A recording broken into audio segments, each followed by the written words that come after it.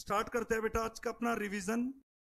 Chapter 1 Indian regulatory framework. हमारा आज का पहला क्वेश्चन क्या है बेटा जो एग्जाम में पूछ सकता है? What is law and sources of law. कौन बच्चा बताएगा बेटा व्हाट इज लॉ? लॉ का मतलब क्या है बेटा? Law is a set of rules, यानी लॉ का मतलब होता है rules and regulation for society. जिस समाज में आप रहते हो क्या उसके नियम होने चाहिए? नहीं। अगर नियम ही ना होते बेटा तो सब अपनी मर्जी चलाते। तो लॉ क्या है बेटा? रूल्स एंड, तो पहला पॉइंट ये सब बच्चों को लिखना है। लॉ क्या है बेटा?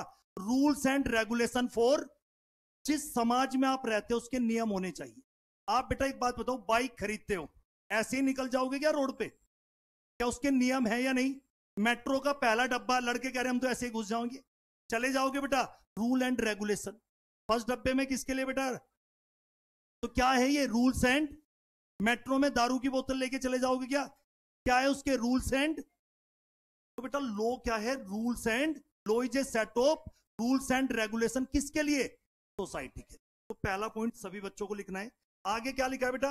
Law is a set of obligation and duties impose by. क्या बेटा एक बात बताओ, कुछ आपकी ऑब्लिगेशन ड्यूटीज है जो किसने इंपोज की है? गवर्नमेंट ने। आप सारे बच्चे बताओ, आप सामान लेके आते हो, गुड्स लेके आते हो, दुकान से सामान लेके आते हो, टैक्स पे करना होता है नहीं? कोई बच्चा बोल सकता है कि नहीं नहीं इसमें से जीएसटी हटा, मैं नहीं दूंगा। तो ये ऑब्लिगेशन किसने इंपोज की है? गवर्नमेंट ने। तो सेकंड पॉइंट याद करो, law is a set of obligation and duties impose by. किस पर्पज के लिए बेटा obligation duties impose? For securing welfare. Law किसके लिए बनाया है बेटा? सोसाइटी के लिए। आप एक बात बताओ बेटा, अगर आपसे टैक्स नहीं लेंगे तो हमारे बेटा जो हथियार आते हैं बेटा बाहर से, हमारा जो बजट बनता है बेटा, हमें डिफेंस का भी ध्यान रखना है बेटा, हमें एजुकेशन के लिए भी चाहिए, तो हम किस लिए पैसा ले रहे हैं आपसे? आपको क्या करने के लिए? For securing welfare. और क्या प्रोवाइड कराएंगे हम लॉ के थ्रू? बेटा अगर लॉ ही ना हो तो एग्रीव्ड पार्टी को जिसके साथ गलत हो रहा है उसको रेमेडी कैसे मिलेगी? तो पहला पॉइंट बेटा सारे बच्चे बताओ मुझे, what is law? Law is a set of rules and regulation for society, और law is a set of obligation and duties impose by, किस बात के लिए? For securing providing justice to. मुझे बताओ बच्चे, इंडियन लीगल फ्रेमवर्क जब हमारा लॉ बनाया गया तो हमारा लॉ क्या रिफ्लेक्ट करता है? मुझे एक बात बताओ, क्या बेटा कुछ बच्चे यहां बिहार से भी होंगे, तो क्या आपका कल्चर डिफरेंट नहीं है? इंडिया में जो कल्चर है बेटा वो डिफरेंट है, साउथ का कल्चर अलग है। तो जब हमारा लीगल फ्रेमवर्क बनाया गया बेटा तो क्या रिफ्लेक्ट करता है? इंडियन लीगल फ्रेमवर्क रिफ्लेक्ट, बोलो मेरे साथ, सोशल, पॉलिटिकल, इकोनॉमिक और, क्यों? क्योंकि हमारी कंट्री क्या है बेटा? Vast and. तो जब हमने लॉ बनाया तो बेटा हमने अपने कल्चर एस्पेक्ट को भी ध्यान में रखा, सोशल, पॉलिटिकल और इकोनॉमिक एस्पेक्ट को, क्योंकि हमारी कंट्री क्या है? Diversify country. फिर मुझे एक बात बताओ, मकसद क्या है बेटा लॉ का? Promote justice. बेटा एक बात बताओ, अगर लॉ ना होता तो गरीब आदमी को इंसाफ कैसे मिलता? ये लॉ ही तो है बेटा। लालू यादव जेल में गए, केजरीवाल जेल में गए, वरना तो अमीर आदमी को ये भरम हो जाता कि मैं तो जेल में जा ही नहीं सकते बेटा। तो लॉ का पर्पज ही क्या है बेटा? तो एक बात बताओ, आप बेटा किसी को पीट के आ गए बेटा या मर्डर कर दो, लॉ ही ना होता तो किसी आदमी को रेमेडी कैसे मिलती बेटा? तो लॉ का पर्पज क्या है बेटा? जस्टिस। दूसरा क्या बेटा? And social order. एक बात पूछनी है बेटा आपसे, एक पॉइंट सारे बच्चे लिखना, ignorance of law is no excuse. कहीं लिखो बेटा, ये पता होना चाहिए आप जब लॉ पढ़ते हो, ignorance of law is no excuse. ये लड़की बेटा, ये सामने लड़की बैठी हुई है बेटा, स्कूटी लेके बेटा निकल गई ऐसी, और फिर ट्रैफिक पुलिस ने रोक लिया, कह रहा मम्मी कसम पापा कसम मुझे तो पता ही नहीं कि हेलमेट भी चाहिए, कागज भी चाहिए, ड्राइविंग लाइसेंस, मुझे अंकल सच में नहीं पता। तो कह रहा बेटा फाइन तो देना। Ignorance of law is no. अगर आप बाइक स्कूटी लेके रोड पे जा रहे हो तो आपको ट्रैफिक के नियम पता होने, अगर आप कंपनी बना रहे हो तो आपको कंपनी एक्ट की नॉलेज होनी। तो ignorance of law is no excuse. बेटा जनरली लॉ क्या होता है बेटा? ये क्या बोलता है? दे मे बी रिटन, और ये कहने की बात है, लॉ क्या होता है जनरली बेटा? रिटन। लेकिन एक बात बताओ, अगर लॉ का आपने वोलेशन किया, क्या किया लॉ का, तो क्या हो गया उसके कॉन्सिक्वेंसेस? आपको फाइन देना पड़ेगा, आपको इंप्रीजमेंट हो सकती है और बहुत। बेटा एक बात समझो, एक होता है सिविल लॉ, एक होता है क्रिमिनल लॉ।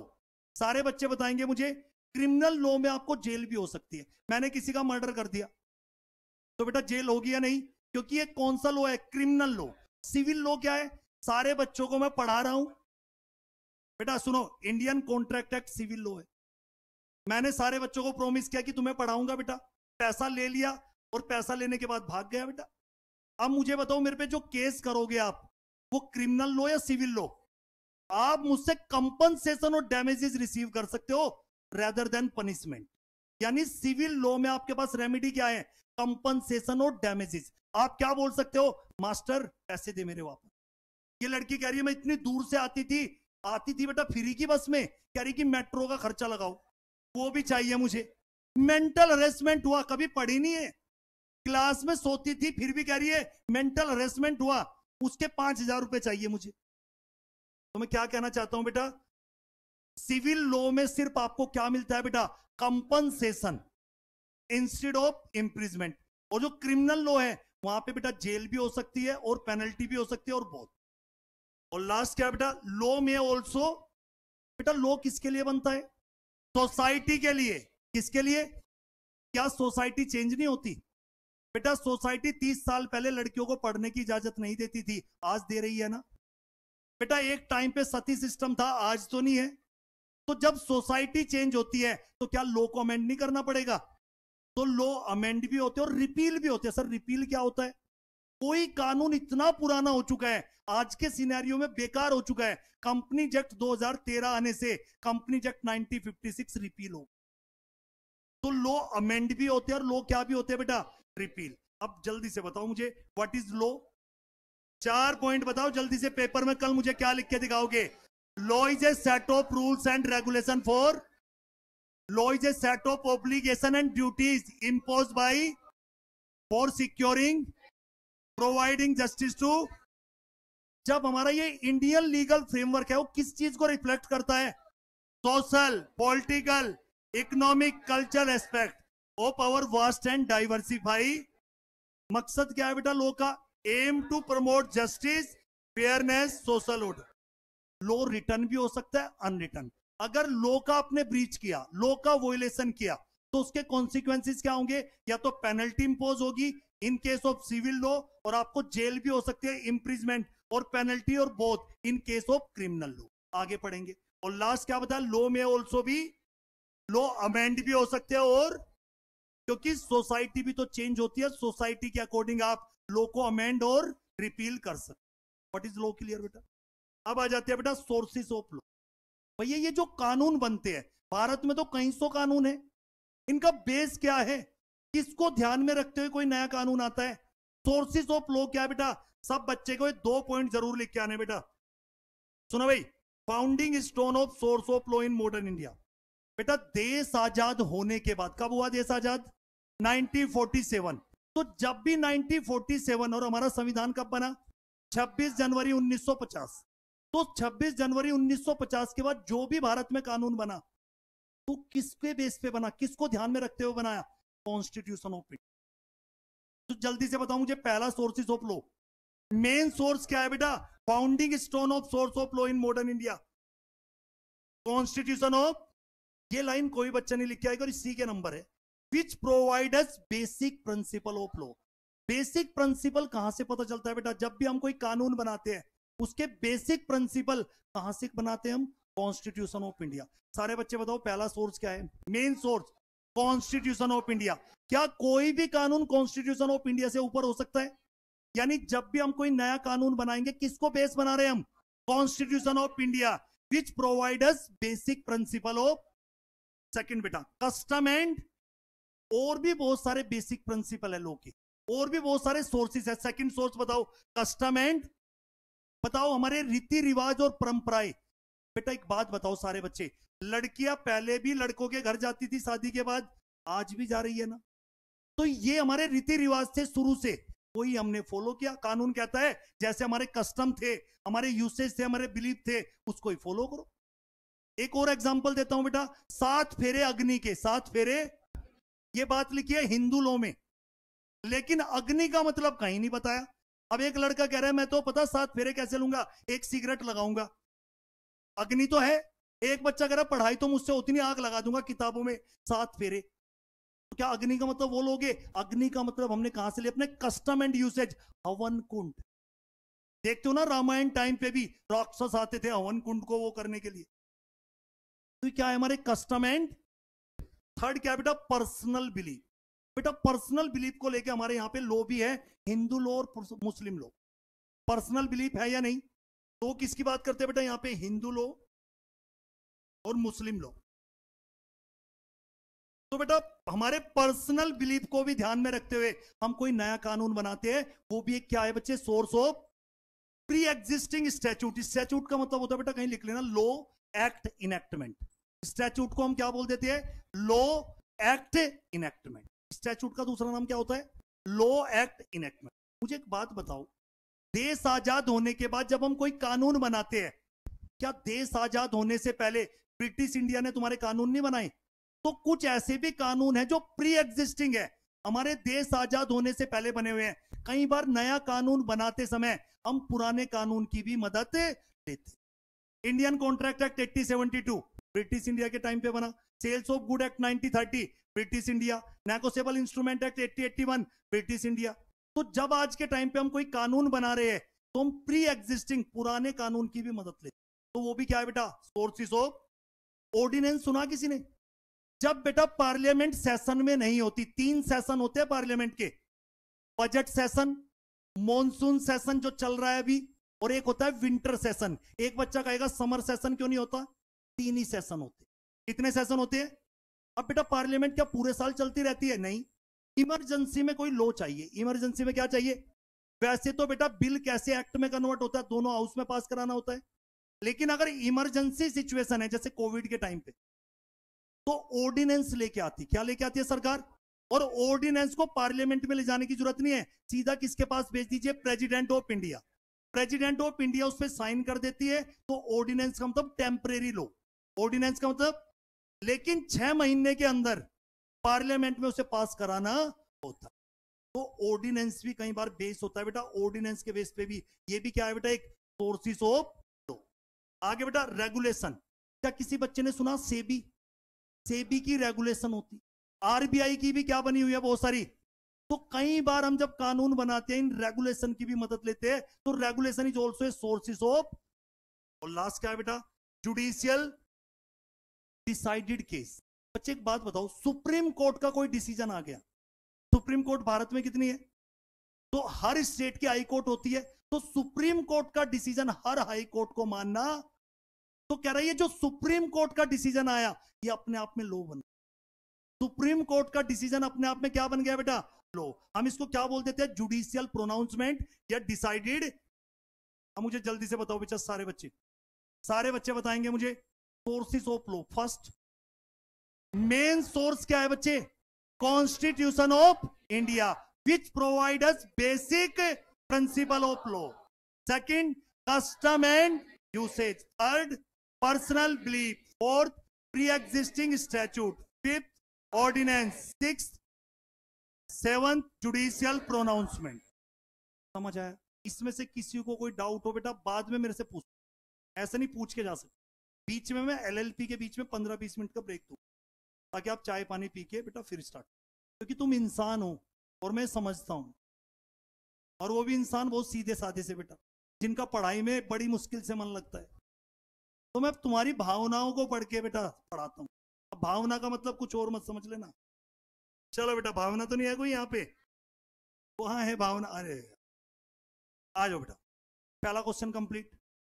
बेटा ये कोई क्वेश्चन नहीं है, लेकिन एक समझ है। कई बार ना पेपर में उल्टा सीधा भी क्वेश्चन पूछ लेते हैं कॉन्स्टिट्यूशन से रिलेटेड, कुछ 5 मिनट की बेसिक बातें। ये क्वेश्चन तो नहीं आएगा, पर ये आगे आपको मदद करेगा।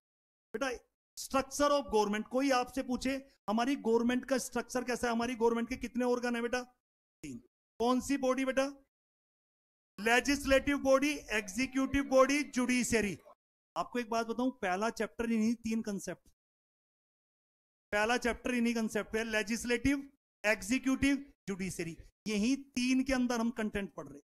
यानी कोई आपसे पूछे पहले चैप्टर का पर्पज ही क्या है, अगर आपको legislative body, executive body, judiciary body तीनों समझ में आ गई, चैप्टर खत्म हो गया। तो बेटा जल्दी से बताओ, हमारी जो गवर्नमेंट का स्ट्रक्चर है, एक कौन सी बॉडी है बेटा? लेजिस्लेटिव। दूसरी कौन सी है? तीसरी कौन सी है? Judiciary body. अब सुनना, लेजिस्लेटिव बॉडी क्या करती है? लॉ बनाती है। और लॉ भी बेटा सेंट्रल का भी होता है, स्टेट का भी। मुझे बताओ, companies act 2013 central law, state law? Central law. Income tax act, तो बेटा लेजिस्लेटिव बॉडी होती है लॉ मेकिंग बॉडी। क्या होती है? लॉ बनाती है हमारी लेजिस्लेटिव बॉडी, और उसको इंप्लीमेंट कौन कराती है? लॉ को एग्जीक्यूटिव बॉडी। और जुडिशियरी बॉडी क्या करती है? लॉ की इंटरप्रिटेशन। अगर कोई डिस्प्यूट अराइज हो जाए लॉ पढ़ते समय बेटा, तो उस डिस्प्यूट को रिजोल्व कौन करती है? Judiciary body. जल्दी से बताओ, तीन body, legislative body, executive body, judiciary. Legislative body क्या करती है? Law making body. और आपकी एग्जीक्यूटिव बॉडी इंप्लीमेंट, लॉ को इंप्लीमेंट कराती है। और अगर डिस्प्यूट हो जाए उसको रिजोल्व कौन कराएगी? लॉ की इंटरप्रिटेशन कौन करती है? जुडिशियरी। अब मुझे एक बात बताओ सारे बच्चे, अगर सेंट्रल का लॉ बन रहा है, किसका लॉ बेटा? तो कोई बच्चा बताएगा सेंट्रल का लॉ कैसे बनता है? कभी भी कोई एक्ट तो नहीं शुरुआत में होता, पहले क्या होता है? मान लेता हमें एक सेंट्रल का लॉ बनाना है। एग्जांपल सुनो, कंपनी एक्ट। सीधा कंपनी एक्ट तो नहीं आया, पहले वो कंपनी बिल था। पहले क्या था वो? उस कंपनी बिल को हमने लोकसभा में पास कराया, फिर कंपनी बिल को राज्यसभा में पास कराया। दोनों हाउस में पास होने के बाद बिल किसके पास भेजा? President of India. और प्रेसिडेंट ऑफ इंडिया ने उस पर अपनी एसेंट दी। एसेंट का मतलब सहमति। सहमति कैसे दी? साइन करके। जैसे ही प्रेसिडेंट ऑफ इंडिया बिल पे साइन करते हैं तो बिल किस में कन्वर्ट हो गया? एक्ट। तो ये तो हो गया सेंट्रल लॉ। सर स्टेट का भी तो लॉ होता है। बिहार का स्टेट लॉ है या नहीं? मुझे बताओ, बिहार में जब दारू बंद की गई थी, ये कहां पे पास हुआ था? सेंट्रल का लॉ था, स्टेट का? तो बिहार में जब दारू बंद की गई बेटा, स्टेट में पार्लियामेंट नहीं होती, स्टेट के अंदर होती है बेटा, हिंदी में बोल देता हूं, विधानसभा। विधानसभा में बैठते हैं एमएलए। एमएलए से बनता है मुख्यमंत्री। और एमपी, लोकसभा राज्यसभा में कौन बैठते हैं? एमपी। एमपी से बनते हैं प्रधानमंत्री। तो मुझे बताओ, जब बिहार में लॉ आया बेटा कि दारू बैन हो रही है, तो स्टेट का लॉ था, तो वो कहां पे पास किया गया बेटा? State assembly. State assembly. तो विधानसभा में बिहार की वो बिल पास कराया गया। फिर वो कहां पे गया? गवर्नर। सेंट्रल के बिल पे साइन करते हैं प्रेसिडेंट, और स्टेट के बिल पे साइन करते हैं गवर्नर। और अगर यूनियन टेरिटरी दिल्ली में कोई बिल बन रहा है तो उस पे साइन करते हैं लेफ्टिनेंट गवर्नर। स्टेट में गवर्नर होते हैं, यूनियन टेरिटरी में बिल पे साइन कौन करते हैं? Lieutenant governor. और सेंट्रल में प्रेसिडेंट ऑफ इंडिया। तो मुझे बताओ, स्टेट का लॉ समझ में आ गया? स्टेट की विधानसभा में पास कराओ, साइन किसके लगाओ? गवर्नर। बिल किस में कन्वर्ट हो जाएगा? अभी मुझे इतना बताना था, लेजिस्लेटिव बॉडी समझ में आया? Legislative body means who make law. जो लॉ बना रही है वो लेजिस्लेटिव बॉडी। और कहां बनेगा? पार्लियामेंट में। सेंट्रल का लॉ है तो पार्लियामेंट में, और पार्लियामेंट के दो हाउस, लोकसभा और एग्जीक्यूटिव बॉडी का काम क्या होता है बेटा? एग्जीक्यूटिव बॉडी समझो बेटा, एक एग्जांपल, कंपनीज एक्ट 2013, यहां पे लेजिस्लेटिव बॉडी कौन है? पार्लियामेंट। बेटा कंपनीज एक्ट कहां बना है? तो लेजिस्लेटिव बॉडी कौन है कंपनीज एक्ट में? लेकिन उसको एग्जीक्यूट कौन करेगी? Ministry of corporate affair. Executive body का काम क्या होता है बेटा? भारत में 14.5 लाख कंपनी है। अब उन कंपनी लॉ फॉलो कर रही है नहीं, उसके लिए भी तो कोई अथॉरिटी होनी चाहिए, और उसी अथॉरिटी को हम क्या बोलते हैं? Executive body. और कंपनीज एक्ट में उस अथॉरिटी का नाम है मिनिस्ट्री ऑफ कॉर्पोरेट अफेयर। तो मिनिस्ट्री ऑफ कॉर्पोरेट अफेयर हमारी क्या है? Executive body. तो एग्जीक्यूटिव बॉडी क्या करती है बेटा? लॉ को इंप्लीमेंट कर। तीसरा क्या है बेटा? हमारे यहां पे कोर्ट क्या है बेटा? Judiciary body. कोर्ट क्या है बच्चे? और कोर्ट का काम क्या होता है? डिस्प्यूट को रिजोल्व करना, और अगर लॉ पढ़ते समय कोई दिक्कत आ रही है उसकी इंटरप्रिटेशन। अब आगे बढ़ते हैं बेटा, हमारा आर्टिकल 246, ये पहले पेज पे तुम्हारे मॉड्यूल में दे रखे, मैंने इसको तोड़ दिया। सब कुछ ये मॉड्यूल में है, कंटेंट 100%। बेटा हमारे संविधान के अंदर सेक्शन नहीं होते, हमारे संविधान के अंदर क्या होते हैं बेटा? आर्टिकल। क्या होते हैं? आर्टिकल 246 के अंदर बेटा 7th शेड्यूल है। कौन सा शेड्यूल? आर्टिकल 246 के अंदर जो 7th शेड्यूल है उसमें 3 लिस्ट है। लिस्ट फर्स्ट, सेकंड, और लिस्ट फर्स्ट में क्या है बेटा? List second state list, list third concurrent list. List first में बेटा 97 मैटर दे रखे हैं। यहां लॉ बनाने की पावर है एक्सक्लूसिवली पार्लियामेंट। यानी बेटा आर्टिकल 246 के अंदर कौन सा शेड्यूल है? 7। उसमें कितनी लिस्ट है? 3। लिस्ट फर्स्ट, सेकंड और लिस्ट फर्स्ट में क्या आता है? Union list. लिस्ट सेकंड में, list third concurrent list. List 1 में कितने मैटर दे रखे हैं? इन 97 मैटर पे लॉ बनाने की एक्सक्लूसिव पावर किसकी है? Parliament, central government. और लिस्ट सेकंड क्या है? State list. यहां पे लॉ बनाने की पावर किसकी है बेटा? Legislature of any state. जैसे मैंने बताया, पुलिस बेटा स्टेट के अंदर आती है।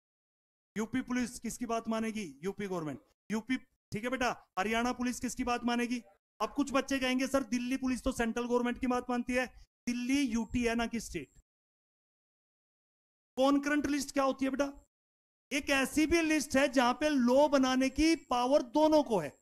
यानी कुछ ऐसे मैटर है जहां पे पार्लियामेंट भी लॉ बना सकती है और स्टेट लेजिस्लेचर दोनों लॉ बना सकते हैं। उसको हम कौन सी लिस्ट बोलते हैं?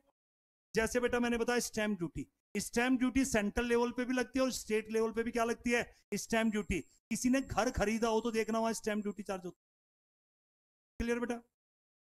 आगे बढ़ो बेटा। ये क्या लिखा हुआ है? इंडिया क्या है बेटा? एक बेटा हमारे यहाँ पे पार्लियामेंट्री डेमोक्रेसी है, क्योंकि हमारा कॉन्स्टिट्यूशन ऑफ इंडिया बोलता है बेटा हमारा देश कैसा है। कुछ बच्चे बोलते हैं अच्छा है, मैं कह रहा हूं कि कॉन्स्टिट्यूशन के हिसाब से बताओ। Sovereign, socialist, secular, democratic, republic, ऐसा है हमारा देश as per constitution, preamble of the constitution. कैसा है हमारा देश? Sovereign, 3S, sovereign, socialist, secular, democratic, republic. तो इंडिया क्या है बेटा हमारे यहाँ पे? Parliamentary democracy. We have a constitution. हमारे यहाँ पे क्या है बेटा? जो बेस है sources of for all laws.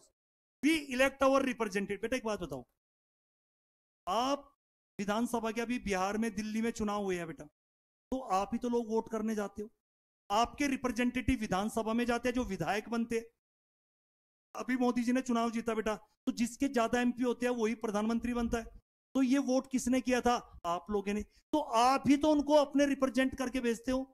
तो कह रहा है कि we elect our representative to, बेटा पार्लियामेंट में भी हमारे रिप्रेजेंटेटिव जाते हैं पब्लिक के चुने हुए बेटा लोग, और स्टेट असेंबली। और our law are made for, ये वर्ड याद रखना, फॉर द पीपल। आर्टिकल 245 क्या बोलता है बेटा? ध्यान से सुनना, सुनना मेरी बात बेटा। आर्टिकल 245 कॉन्स्टिट्यूशन का बोलता है बेटा पार्लियामेंट को लॉ बनाने की पावर है पूरे भारत में और part of the territory of India. यानी सरकार चाहे तो जरूरी नहीं पूरे इंडिया के लिए लॉ बनाए। हमें लग रहा है कि कुछ राज्य बहुत पीछे रह गए, हमें बंगाल पे ध्यान देने की जरूरत है बेटा। क्या खाली बंगाल के लिए लॉ बना सकती है? नहीं, उसको आगे बढ़ाने के लिए। तो आर्टिकल 245 क्या पावर देता है कॉन्स्टिट्यूशन का? कि पार्लियामेंट पूरे भारत के लिए लॉ बना सकती है और किसी पर्टिकुलर टेरिटरी के लिए लॉ। वैसे बेटा स्टेट में लॉ कौन बनाता है? Legislature of. तो वो भी पूरे स्टेट के लिए भी लॉ बना सकते हैं और पार्ट ऑफ द स्टेट। जैसे बेटा एक बात समझो, यूपी से कौन कौन आता है बेटा? यूपी में एक है पश्चिम यूपी जो थोड़ा डेवलप है। पश्चिम यूपी थोड़ा बेटर पोजीशन पे है बेटा, क्योंकि उसमें नोएडा आ जाता है बेटा, जितने भी तुम्हारे मथुरा सब चीज आ जाते हैं। इनकम का सोर्स तो यहीं पे ही है। लेकिन जो ईस्ट यूपी है, तो हो सकता है यूपी गवर्नमेंट ईस्ट यूपी के लिए ही कुछ प्रोजेक्ट बनाए। तो बेटा मुझे बताओ आर्टिकल 245 ने क्या पावर दिया कि पार्लियामेंट पूरे भारत के लिए भी लॉ बना सकते हैं और किसी any part of the territory of India के लिए भी लॉ बना सकते हैं। स्टेट लेजिस्लेचर पूरे स्टेट के लिए लॉ बना सकते हैं और पार्ट ऑफ द स्टेट। ये बात कहां लिखी हुई है? आर्टिकल। बेटा ये तो थी कुछ बातें, ये अब आ जाओ फिर से क्वेश्चन पे। सेकंड क्वेश्चन हमारा, पहला क्वेश्चन मैंने करा दिया व्हाट इज लॉ और सोर्सेस ऑफ। सेकंड क्वेश्चन क्या है बेटा? प्रो, ये क्वेश्चन आ सकता है पेपर में, सीधा सीधा आएगा आपको, बस 7 स्टेप यहीं लिख के आने। Process of making law. बेटा लॉ बनाने का प्रोसेस क्या है? When a law is propose in parliament, जब लॉ पार्लियामेंट में रखा जाता है बेटा तो उसे हम क्या बोलते हैं? Step 1, when a law is propose in, it is called after discussion. पहले उस बिल पे डिस्कशन होगा, डिबेट होगी, फिर वो बिल कहां पे पास होगा? लोकसभा। ये वैसे गलत फहमी है, जरूरी नहीं कि लोकसभा में ही पास करना होता है, पर जनरली क्या होता है हमारे यहाँ पे लोकसभा में पास होता है। और फिर उसके बाद ये कहां पे पास होगा? तो जब भी कोई कानून बेटा propose, when a law is propose in parliament, उसे किस नाम से बोला जाता है? बिल। फिर उसमें बिल पे डिस्कशन होगा, डिबेट होगी, फिर उसे कहां पास कराया जाएगा? फिर उसके बाद वो कहां पास होगा? और एक बार बेटा फिर उस किससे एसेंट ली जाएगी? प्रेसिडेंट ऑफ, अगर सेंट्रल का लॉ है तो एसेंट किससे ली जाएगी? President of India. और अगर स्टेट का लॉ होता गवर्नर, और अगर यूनियन टेरिटरी का लॉ होता लेफ्टिनेंट गवर्नर। फाइनली लॉ को नोटिफाई कर दिया जाएगा गवर्नमेंट इन द, जिसको हम बोलते हैं ऑफिशियल गैजेट ऑफ इंडिया। इसको हिंदी में बोलते हैं भारत का राजपत्र। बेटा एक बात सुनो, पुराने जमाने में जब कोई कानून बनता था तो राजा ढोल बजवाता था, सुनो सुनो राजा का फरमान है। अब ढोल बजवाएंगे क्या बेटा? अब तो इंटरनेट का जमाना है। सरकार की क्या है बेटा? अपनी वेबसाइट है, प्रिंट हाउस है, वहां पे हम पब्लिश कर देते हैं, आप गरीब लोग जाके वहां डाउनलोड करके पढ़ लो। समझ आया नहीं? तो कह रहे कि फाइनली लॉ को गवर्नमेंट नोटिफाई कर देती है बेटा, कहां पे? ऑफिशियल गैजेट ऑफ, बेटा स्टेट का भी ऑफिशियल गैजेट होता है, सेंट्रल का भी ऑफिशियल गैजेट होता है। और फिर law will become applicable. Law कब से बेटा? जो भी डेट मेंशन की है, नोटिफिकेशन एज, बेटा सुनना ये बात इंपॉर्टेंट है, फिर दोबारा बताना है। हाँ बेटा, हमने बिल को लोकसभा में पास कराया, राज्यसभा में पास कराया, फिर हमने किसके पास भेजा इसको? प्रेसिडेंट ऑफ इंडिया ने साइन कर दिया। अब हम इसे अपनी वेबसाइट पे, गवर्नमेंट का पब्लिश हाउस होता है बेटा, प्रिंट हाउस, वहां पे हम इसको प्रिंट कर देंगे कि जिसको भी भैया ये कानून पढ़ना है वहां से डाउनलोड करके पढ़ सकते। अब ढोल तो नहीं बजवाएंगे, जीएसटी आ गया, हर घर में बता रहे सर जीएसटी आ गया। अब इंटरनेट का जमाना है बेटा, तो सरकार क्या करती है बेटा? लॉ को गवर्नमेंट नोटिफाई कर देती है, कहां पे? पब्लिश कर देती है अपने ऑफिशियल गैजेट ऑफ। फिर बच्चे लॉ कब से इफेक्टिव होगा? बेटा ध्यान से सुना, कुछ बच्चों ने वर्ड सुना बेटा। एक होती है इनैक्टमेंट डेट,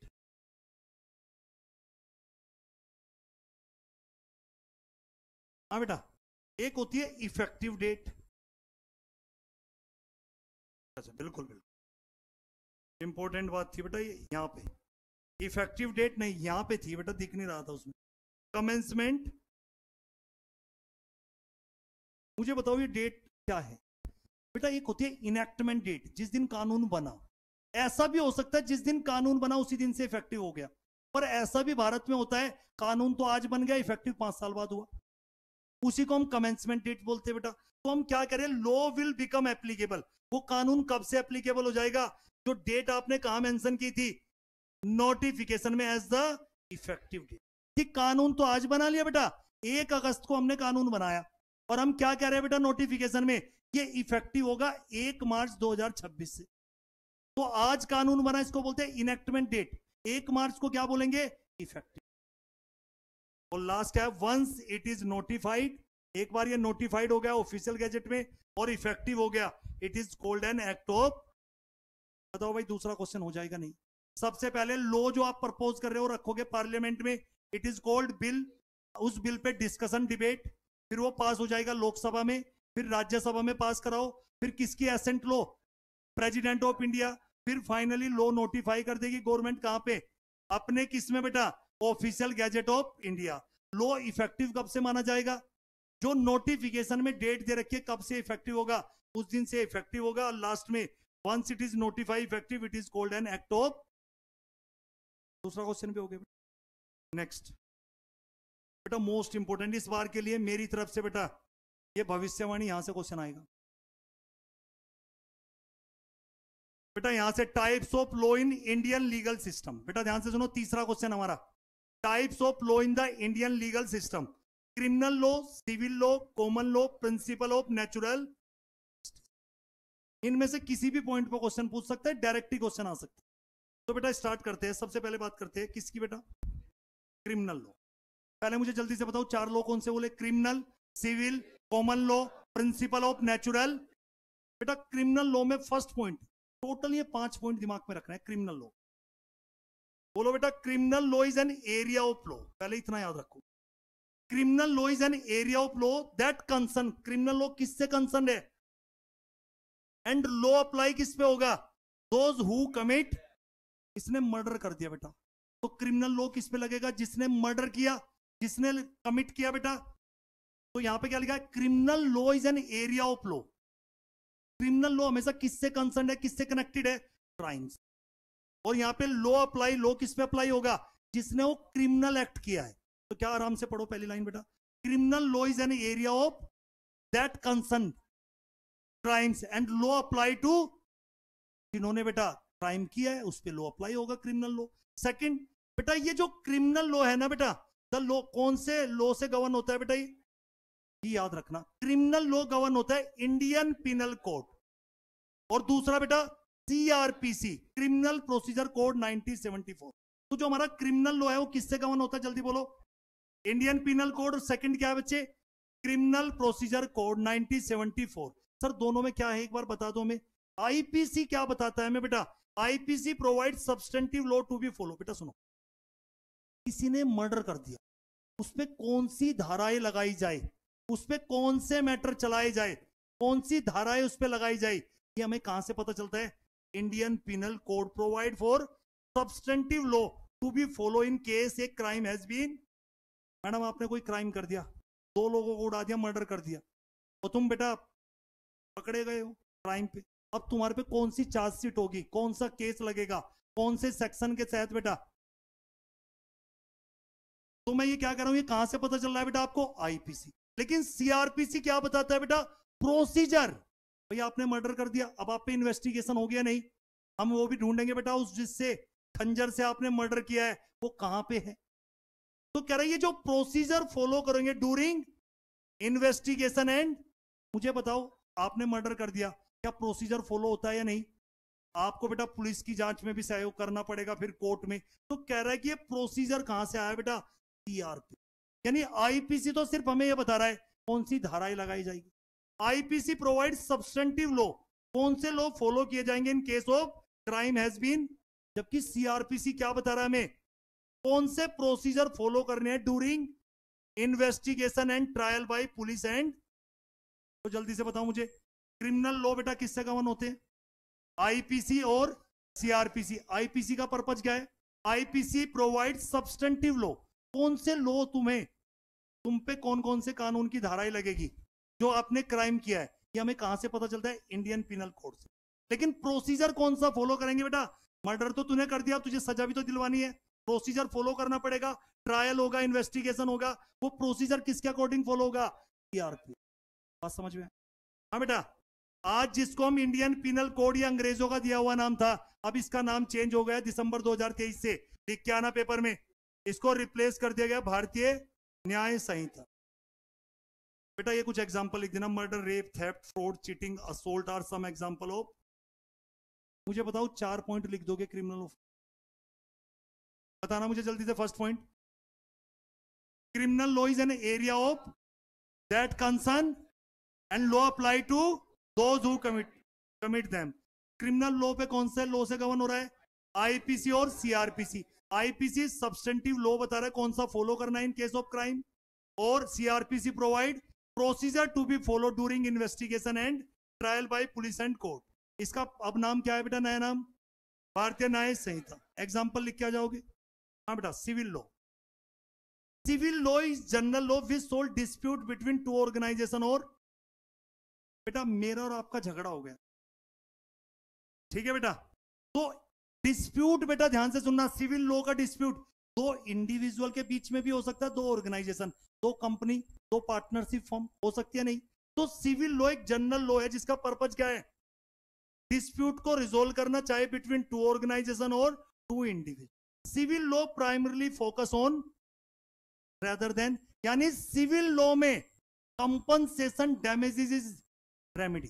वहां पे आप क्या चाहते हो बेटा, कंपनसेशन और डैमेजेस, रेदर देन बेटा क्रिमिनल लॉ में तो जेल की बात होती है, पनिशमेंट। सिविल लॉ में आप क्या चाहते हो, डैमेजेस, और जैसे मैंने बेस्ट एग्जांपल दिया इंडियन कॉन्ट्रैक्ट एक्ट आप पढ़ के आते हो, वहां कहीं पे भी पेनल्टी नहीं लिखी हुई क्योंकि वो सिविल लॉ है। वहां पे कंपनसेशन, ब्रीच ऑफ ड्यूटी के लिए क्या है, डैमेजेस है। वहां पे क्या है बेटा, जो हमारा इंडियन कॉन्ट्रैक्ट एक्ट है वो क्या है बेटा, सिविल लॉ। जैसे मैंने बेटा अभी बताया कि मैंने आपके साथ कॉन्ट्रैक्ट किया था कि मैं आपको पढ़ाऊंगा, नहीं पढ़ा रहा हूं, तो ये कौन सा बेटा है, ब्रीच ऑफ कॉन्ट्रैक्ट है, मेरे पे कौन सा लॉ लगेगा, सिविल लॉ। बेटा ऑब्जेक्टिव क्या है सिविल लॉ का, इंडिविजुअल को प्रोटेक्ट करना, ऑर्गेनाइजेशन को। बेटा एक बात बताओ, एक वर्ड होता है एग्रीव्ड पार्टी, सुना है किसी ने, नहीं? क्या होता है एग्रीव्ड पार्टी? एग्रीव्ड पार्टी का मतलब ना छेड़ो हमें, हम सताए हुए, जिसके साथ गलत हुआ है उसको लॉ में क्या बोलते हैं, एग्रीव्ड पार्टी। तो एग्रीव्ड पार्टी को रेमेडी मिलनी चाहिए नहीं, तो एग्रीव्ड पार्टी क्या कर सकती है बेटा? कंपनसेशन रिसीव कर सकती है, क्योंकि आपकी वजह से, ब्रीच ऑफ कॉन्ट्रैक्ट की वजह से मुझे नुकसान हुआ है, तो मुझे रेमेडी के तौर पे क्या मिल सकता है? कंपनसेशन और डैमेज। बेटा ध्यान से सुनना, वहां पे किससे गवर्न हो रहा था क्रिमिनल लॉ? आईपीसी और सीआरपीसी। ये किससे गवर्न हो रहा है? सीपीसी। ये लिख के आना पूरा, कोड ऑफ सिविल प्रोसीजर। यानी दोनों का सबसे बड़ा डिफरेंस, क्रिमिनल लॉ गवर्न होता है आईपीसी और सीआरपीसी, और सिविल लॉ किससे गवर्न हो रहा है? Code of civil procedure. वहां पे लिखा हुआ था सीआरपीसी, अभी कोई सीपीसी को यही समझ ले। यहां पे क्या लिखा हुआ है? यहां 1908, वहां पे क्या था? 1974। हाँ बेटा, सिविल लॉ को भी फर्दर क्लासिफाई किया है। सिविल लॉ में क्या आता है? फैमिली लॉ, प्रॉपर्टी लॉ, टोट। टोट का मतलब क्या है? सामाजिक बुराई। ठीक है बेटा, ये छोटे बच्चे थे बेटा, मैंने इनको बेटा, एक घोड़ा था, मैंने कहा इसको ना एंजॉय करो राइड। छोटे बच्चे तो थे ही है बेटा, उसे मार मार के पीट पीट के मार दिया, उसे मस्ती कर रहे थे ऐसे ही, कंपास लेके छोटे बच्चे की तरह बेटा। तो ये सिविल रॉन्ग है बेटा, ऐसे केस में तुम्हें सजा हो सकती है, ऐसे नहीं कि माइनर को कुछ भी सजा नहीं होती। चलो बेटा, टोट का मतलब होता है सिविल, एक वर्ड में कोई पूछे टोट का मतलब ऐसी चीज जो समाज में गलत मानी गई। एग्जाम्पल क्या है बेटा सिविल ऑफेंस के? बताना। Breach of contract, non delivery of goods, मैंने कॉन्ट्रैक्ट किया था, गुड्स ही नहीं डिलीवर किए, या बेटा non payment of defamation. Defamation मानहानि, जब इसका नाम आता है तो केजरीवाल का नाम याद आता है। केजरीवाल जब मुख्यमंत्री नहीं बना था तो उसने सबको चोर बताया कि शीला दीक्षित भी चोर है, ये भी चोर है, ये भी चोर है, सबने केस कर दिया कि प्रूव कर हम चोर है। फिर बाद में कह रहा सॉरी मैं तो मजाक में कह रहा था, क्योंकि एविडेंस तो थे नहीं, तो इसे बोलते हैं डेफामेशन, मानहानि का केस। तुम मत कर देना किसी पे मानहानि, पहले प्रूव करना होता है कि तुम्हारा मान और हानि भी है। लगता है तुम्हें मान है तुम्हारा, पहले उसके लिए कहीं पोस्ट पे पहुंचना पड़ता है, कुछ रेपुटेशन हो। सर ने मेरे थप्पड़ मार दिया 4 बच्चों में, डेफामेशन केस कर देता हूं। ठीक है बेटा, और डिस्प्यूट बिटवीन लैंडलॉर्ड और टेनेंट। हाँ बेटा, कॉमन लॉ जल्दी से बताओ बेटा, ये पेपर में पूछ लेता है बेटा, इन दोनों को बहुत अच्छे से पढ़ के जाना, कॉमन लॉ और। हाँ बेटा, कॉमन लॉ क्या होता है? ये पहला पॉइंट जरूर लिखा, जुडिशियल प्रेसिडेंट और, बेटा जुडिशियल प्रेसिडेंट और केस लॉ, जो भी डिसाइडेड केस लॉ है उसी को हम क्या बोलते हैं? बेटा ध्यान से सुनना, कॉमन लॉ पे लाइन सब बच्चों को पेपर में लिख के आनी, तभी नंबर मिलेंगे। ए जजमेंट डिलीवर्ड बाई, बेटा अगर सुप्रीम कोर्ट की कोई जजमेंट आई है वो किस पे बाइंडिंग हो जाएगी? सारी कोर्ट जो भी बेटा इंडिया के अंदर है, सुप्रीम कोर्ट का डिसीजन किस पे बाइंडिंग हो जाता है? जितनी भी हाई कोर्ट और उसके नीचे की कोर्ट है बेटा, सुप्रीम। और ये बात मैं अपने घर से नहीं लाया हूं, कहां लिखी हुई है? अंडर आर्टिकल, ये जिस बच्चे ने लिखा उसको नंबर मिलते हैं। हमारे संविधान का आर्टिकल 141 पावर देता है बेटा, सुप्रीम कोर्ट का डिसीजन अपने आप में लॉ बन जाता है। तभी तो मैंने सोर्सेज ऑफ लॉ में तुम्हें क्या भी बताया था, जुडिशियल प्रोनाउंसमेंट। तो सुप्रीम कोर्ट का जो भी डिसीजन है वो सारी कोर्ट पे बाइंडिंग होगा, सारी कोर्ट को डिसीजन मानना पड़ेगा एज पर आर्टिकल 140। और इसके अंदर ना बेटा एक सिद्धांत है कॉमन लॉ का, the doctrine of stare decisis. ये क्या है बेटा? हाँ भाई क्या है ये बेटा the doctrine of stare decisis is the principle supporting common law. Common law को कौन सा सिद्धांत सपोर्ट करता है बेटा? कौन सा प्रिंसिपल, कौन सी डॉक्ट्रिन? स्टेरे डिसाइसिस। क्या बोलता है बेटा? ये लैटिन फ्रेज है, इसका मतलब क्या है? To stand by that which is. इसका मतलब पता क्या है? अगर पहले कोई केस हो चुका है और सारे फैक्ट सेम थे, आगे जब भी वो किसी कोर्ट में केस आएंगे तो जो भी सुप्रीम कोर्ट ने डिसीजन दिया है दूसरी कोर्ट को भी सेम डिसीजन देना, जो ऑलरेडी डिसाइड हो चुका है और सिमिलर फैक्ट है दूसरे केस में भी, तो जो पहले डिसीजन आया था वही डिसीजन आपको यहां पे भी देना पड़ेगा। एक बार सुप्रीम कोर्ट ने कोई डिसीजन दे दिया और सेम मैटर हाई कोर्ट में गया तो उसको क्या करना पड़ेगा बेटा? सुप्रीम कोर्ट का जो डिसीजन है वही डिसीजन हाई कोर्ट पे भी बाइंडिंग है। और ये बेटा डॉक्ट्रिन ऑफ स्टेरे डिसाइसिस, बेटा ये क्या बोलता है? कोर्ट की ऑब्लिगेशन है। पता क्या बोलता है ये? कोर्ट की ऑब्लिगेशन है क्या फॉलो करे? सेम प्रिंसिपल और जजमेंट इस्टेब्लिश बाई, ये जरूर लिख के आना बेटा। ये बेटा जो डॉक्ट्रिन ऑफ स्टेरे डिसाइसिस है ये क्या बताता है बेटा? कोर्ट की क्या ऑब्लिगेशन है? फॉलो करे सेम प्रिंसिपल, और जो प्रीवियस डिसीजन में आपने प्रिंसिपल और जजमेंट फॉलो की थी वो आपको करनी है, to stand by that which is. और ये देखना क्या लिखा है बेटा, जब भी कोई केस जिसके फैक्ट सिमिलर है, एक वर्ड क्या लिखा है बेटा, सारी चीजें सेम है बेटा, तो ये अर्लियर डिसीजन के हिसाब से ही चले। तो बेटा जल्दी से बताओ कॉमन लॉ पे 4 बातें क्या लिख के आने वाले। सबसे पहले तो बता देना जो केस लॉ होते हैं ना या जुडिशियल प्रेसिडेंट, वही क्या होता है हमारा कॉमन लॉ। फिर क्या बता के आना, जो भी जजमेंट डिलीवर किया है सुप्रीम कोर्ट ने वो सारी कोर्ट पे बाइंडिंग हो गए, कौन से आर्टिकल के तहत, आर्टिकल 141। कौन सा कॉमन लॉ को कौन सा प्रिंसिपल सपोर्ट करता है, डॉक्ट्रिन ऑफ स्टेरे डिसाइसिस।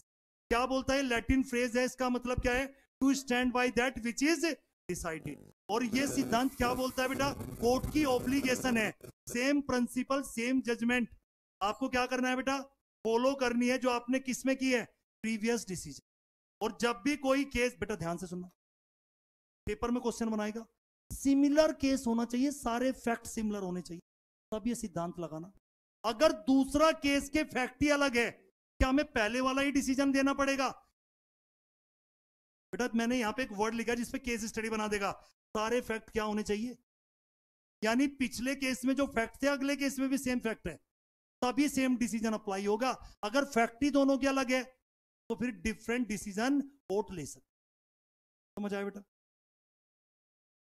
हाँ बेटा, ये कौन बताएगा मुझे प्रिंसिपल ऑफ नेचुरल जस्टिस का मतलब?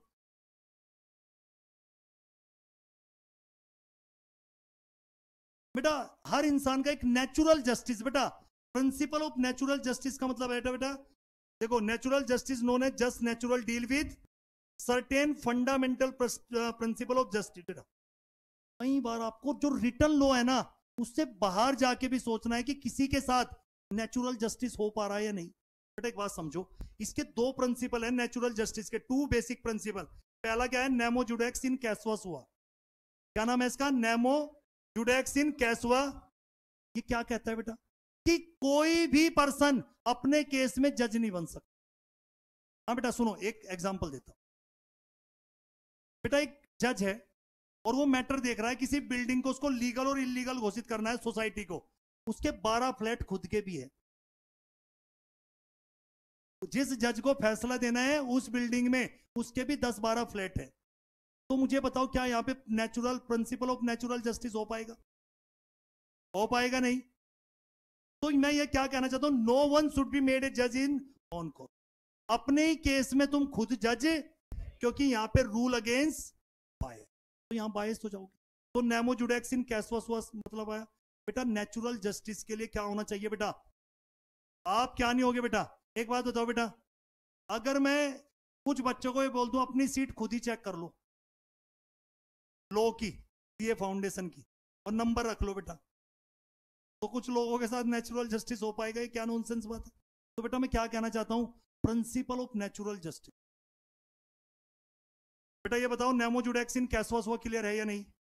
कोई भी अपने ही केस में जज नहीं हो सकता। ठीक है बेटा, जब मैं खुद ही, मेरा ही मैटर है, मैं ही जज हूं, तो फैसला तो मेरे फेवर में आएगा, तो ये तो बायस डिसीजन हो गया, तो कहां पे नेचुरल जस्टिस हुआ? सेकंड क्या है बेटा, ओडी अल्ट्रम पार्टम।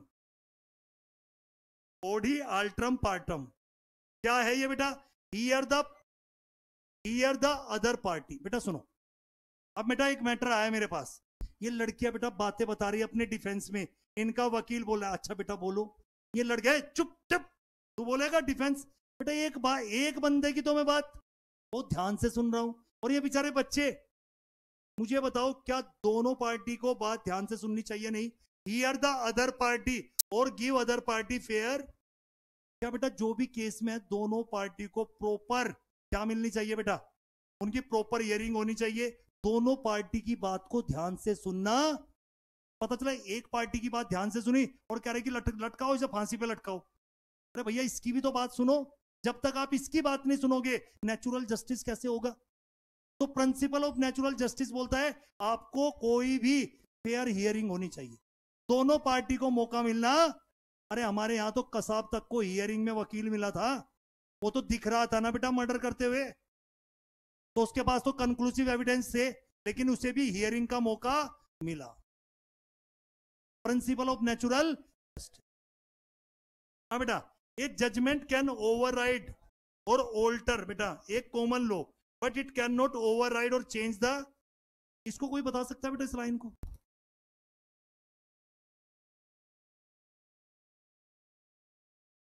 हाँ बेटा,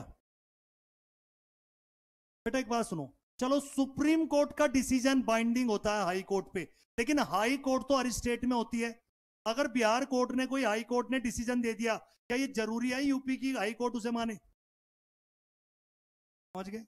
यानी कॉमन लॉ को अल्टर किया जा सकता है। पर भाई साहब सुनना, जुडिशियरी कानून मत बना देना। हम क्या कह रहे हैं कि तू कॉमन लॉ को तो अल्टर कर सकता है, but it can not override और चेंज द। बेटा एक बात बताओ, लॉ में लिखा हुआ है, पार्लियामेंट ने कानून बनाया बेटा, इस भाई साहब ने कुछ गड़बड़ी किया, उसकी मैक्सिमम सजा 4 साल थी, कितनी? लेकिन इसकी शकल देख के और इसकी हरकतें देख के जज भड़क गया, बोला 6 साल के लिए भेजो इसे। कैसे भेज दोगे भाई 6 साल? क्या बेटा सजा मैक्सिमम कितनी है मेरी पावर? तो क्या मैं 6 साल की सजा दे सकता हूं? बेटा लेजिस्लेटिव बॉडी लॉ बनाती है। कई बार आजकल देखने को मिल रहा है, मैं रिकॉर्ड पे हूं तो मैं बोल रहा हूं बेटा, कई बार जुडिशियरी ना कुछ हवा में ही आ रही है आजकल। बेटा कुछ अथॉरिटी लेजिस्लेटिव बॉडी की, लॉ बनाने की पावर किसकी है? अब सुप्रीम कोर्ट कह रहा है छोड़ो भैया, जब लॉ कोई पास हो चुका है तो बीच में इस तरीके से चाचा चौधरी कैसे बन सकता है? अगर चेंज करना भी था, वो चेंज भी कौन करेगी? वरना तो फिर लेजिस्लेटिव बॉडी की कोई वैल्यू ही नहीं रहेगी। हमने लॉ बनाया और कोर्ट कह रहा है कि ये लॉ तो बेकार है, तो फिर जुडिशियरी का फायदा क्या बेटा? Legislative body. तो मैं क्या कह रहा हूं, लॉ बनाने की पावर किसकी होती है, तो उसे चेंज भी कौन करेगी? क्या जुडिशियरी उसे चेंज कर सकती है क्या? तो याद रखना बेटा, मैं कह रहा हूं कि एक जजमेंट, कोई भी कोर्ट की जजमेंट आएगी, वो कॉमन लॉ को तो ऑल्टर कर सकती है, पर वो किसी स्टैट्यूट को चेंज। समझ आया? अगर लॉ में चेंज करनी है तो अमेंडमेंट करो लॉ में, पार्लियामेंट के थ्रू। बात बताओ बेटा, समझ में आया नहीं? एक क्वेश्चन और हो गया आपका। हाँ बेटा, थोड़ा सांस ले लूं बेटा। नेक्स्ट है बेटा हमारा जुडिशियरी। नेक्स्ट क्या है बच्चे? बेटा एक क्वेश्चन पेपर में आ सकता है बेटा, structure of Indian judicial system. ये जो दोनों पॉइंट बेटा मैंने यहां पे लिखे हैं ना बेटा, ये आपके लिए नहीं है बेटा, ये तब होते हैं जब मेन क्लास में मैं समझाता हूं। अभी सिर्फ तुम्हें जुडिशियरी में क्या देखना है बेटा, आपकी कोर्ट के अंदर supreme court, high court, district court और मेट्रोपॉलिटन कोर्ट। एक सीधा सीधा क्वेश्चन आ सकता है बेटा इंडियन जुडिशियल सिस्टम के बारे में।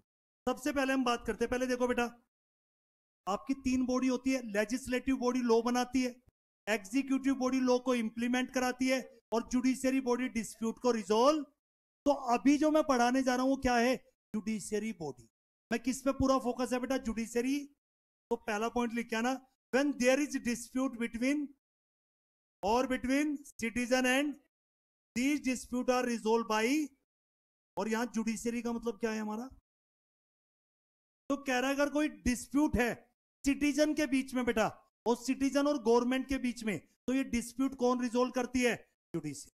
अब बेटा फंक्शन क्या है बेटा इन जुडिशियरी सिस्टम ऑफ इंडिया, ये पूछ लेगा पेपर में। हाँ बेटा, हमारा जो जुडिशियरी सिस्टम है इंडिया में, उसका फंक्शन क्या है? First, regulation of interpretation of act and courts. सुनना मेरी बात, जो बेटा जुडिशियरी होती है ना, वो लॉ की इंटरप्रिटेशन। मैंने एक एग्जांपल दे रखा है, एक बार तुम्हें भी बताता हूं, इस एग्जांपल से ना पॉइंट याद रहेगा। बेटा एक बात सुनना, मैं जो आपको भी बताया था बेटा एग्जांपल में, सिगरेट पे बेटा टैक्स लगता है, एक्साइज ड्यूटी क्या लगती है, और सिगरेट पे जो टैक्स लगता है वो लेंथ के बेसिस पे लगता है। ठीक है बेटा? अब सुनना बेटा, मैं हूं बेटा एक्साइज कमिश्नर, अपने आप को तुम सारे मानो मैन्युफैक्चरर, और तुम सब बेटा चरसी गांजा फूकने वाले लोग क्या बनाते हो? सिगरेट। तुम सब क्या बना रहे हो? सिगरेट। मैं आया बेटा, सुनो, मैं तुमसे टैक्स लेने आया कि सिगरेट पे क्या लिखा हुआ है लॉ में? लेंथ पे लगेगा। ये चरसी पता क्या कह रही है मुझे? सुनो मेरी बात बेटा, कह रहे कि जो लॉ, देखो सिगरेट पे लॉ लगेगा, इस पे टैक्स जो लगेगा वो किस पे? लेंथ पे। ये लड़की देखो मुझे क्या होशियारी बता रही है, कह रहा है कि सिगरेट मींस फिल्टर नहीं होता। इसकी इंटरप्रिटेशन क्या है? कह रहा है लॉ में यही तो लिखा है ना, सिगरेट पे टैक्स लगेगा, तो फिल्टर थोड़ा आएगा। मैं कह रहा हूं कहां लिखा हुआ है? मैं क्या कह रहा हूं, मुझे टैक्स लेना है, आपको टैक्स बचाना है, तो आप इंटरप्रिटेशन क्या करोगे? तुम कहोगे कि फिल्टर पे लेंथ का पार्ट नहीं होगा। मैं क्या कह रहा हूं, नहीं नहीं, पूरी सिगरेट को लेंथ माना जाएगा और मैं एक्साइज ड्यूटी लूंगा। अब मुझे बताओ ये झगड़ा किधर चला गया? कोर्ट में। अब इसकी इंटरप्रिटेशन कौन करेगा? कोर्ट। इसकी इंटरप्रिटेशन कौन करेगा? जुडिशियरी। अब ये देखो बेटा, तो पहला पॉइंट याद रहेगा नहीं, किसी एक्ट को पढ़ते समय अगर उसकी इंटरप्रिटेशन में डिस्प्यूट आ जाए तो वो काम किसका होता है? उसको रिजोल्व करने का जुडिशियरी। सेकंड बेटा, डिस्प्यूट को रिजोल्व करना। और third, promotion of fairness among citizen of, इसका मतलब बेटा हर आदमी को न्याय मिलना चाहिए। बेटा एक बात बताओ, ऐसा नहीं होना चाहिए। जुडिशरी का काम क्या है, फंक्शन क्या है बेटा? हर इंसान को, गरीब अमीर सबको क्या मिले बेटा? इंसाफ मिले। तो प्रमोशन ऑफ फेयरनेस, अगर बेटा जुडिशियरी नहीं होगी तो लोगों को न्याय कैसे मिलेगा? तो तीन फंक्शन बताओ बेटा। किसी कानून को पढ़ते समय उसकी इंटरप्रिटेशन में दिक्कत आ रही है, उस डिस्प्यूट को कौन रिजोल्व कराएगा? जुडिशियरी। नॉर्मली कोई डिस्प्यूट है उसको भी कौन रिजोल्व करेगा? जुडिशियरी। और जो भी लॉ है बेटा वो प्रॉपर फॉलो हो रहा है नहीं, किस बेटा आप ट्रस्ट किस पे करते हो? गरीब आदमी के पास पैसा तो होता नहीं, वो न्याय मांगने किसके पास जाता है? जुडिशियरी के पास। तो प्रमोशन ऑफ फेयरनेस अमंग, यानी लोगों को कानून पे यकीन बना रहे। अगर लोगों को कानून पे यकीन ही नहीं होगा तो गरीब आदमी इंसाफ मांगने नहीं। आ जाओ बेटा, सुप्रीम कोर्ट सुनो बेटा। अब बेटा सुप्रीम कोर्ट में टोटल में 8 या 10 बातें बता रहा हूं, ध्यान से सुनना। पहली बात, सुप्रीम कोर्ट कब स्टैब्लिश हुआ? 26 जनवरी 1950, यानी जब हमारा संविधान बना था उसी दिन क्या बना था? आर्टिकल, कौन से आर्टिकल के तहत? शुरुआत में हमारे यहाँ पे बेटा 8 जज थे, एक chief justice of India, 7 supreme court जज। बाद में बेटा अभी करंटली कितने जज है? 33 जज है सुप्रीम कोर्ट ऑफ इंडिया के। एक कौन है बेटा? 1 chief justice of. Supreme court को हम एपेक्स कोर्ट भी बोलते हैं। Supreme court is the apex body of. और जो चीफ जस्टिस ऑफ इंडिया होता है बेटा वो हाईएस्ट अथॉरिटी होती है, जिसे अपॉइंट किया जाता है कौन से आर्टिकल के तहत? सुप्रीम कोर्ट के जो भी डिसीजन होंगे वो सारी हाई कोर्ट को मानने। ये बात कहां लिखी है? 141 कॉन्स्टिट्यूशन। बेटा एक ध्यान से सुनो, एक इंडिविजुअल बेटा रिट पिटीशन लगा सकता है। बेटा किसी ने सुना फंडामेंटल राइट्स कॉन्स्टिट्यूशन में? अगर किसी इंडिविजुअल का फंडामेंटल राइट्स का वोलेशन है तो आर्टिकल 32 पावर देता है बेटा, आप कहां जा सकते हो? सुप्रीम कोर्ट जा सकते हो। बेटा हमारे संविधान ने हमारे कुछ फंडामेंटल राइट्स दिए हैं, अगर फंडामेंटल राइट्स का वोलेशन है तो आर्टिकल 32 क्या पावर देता है बेटा? आप सुप्रीम कोर्ट में रिट पिटीशन लगा सकते।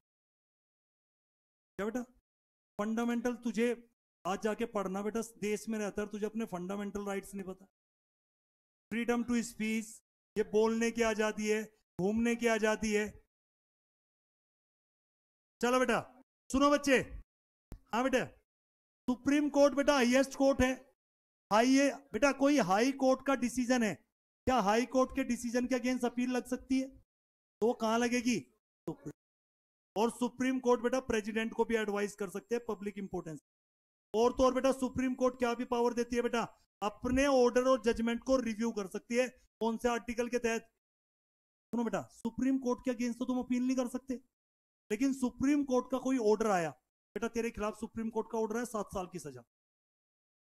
अब बेटा तू अपील तो मेरे अगेंस्ट कर नहीं पाएगा, अपील का राइट ही नहीं है। हाईएस्ट कोर्ट सुप्रीम कोर्ट थी।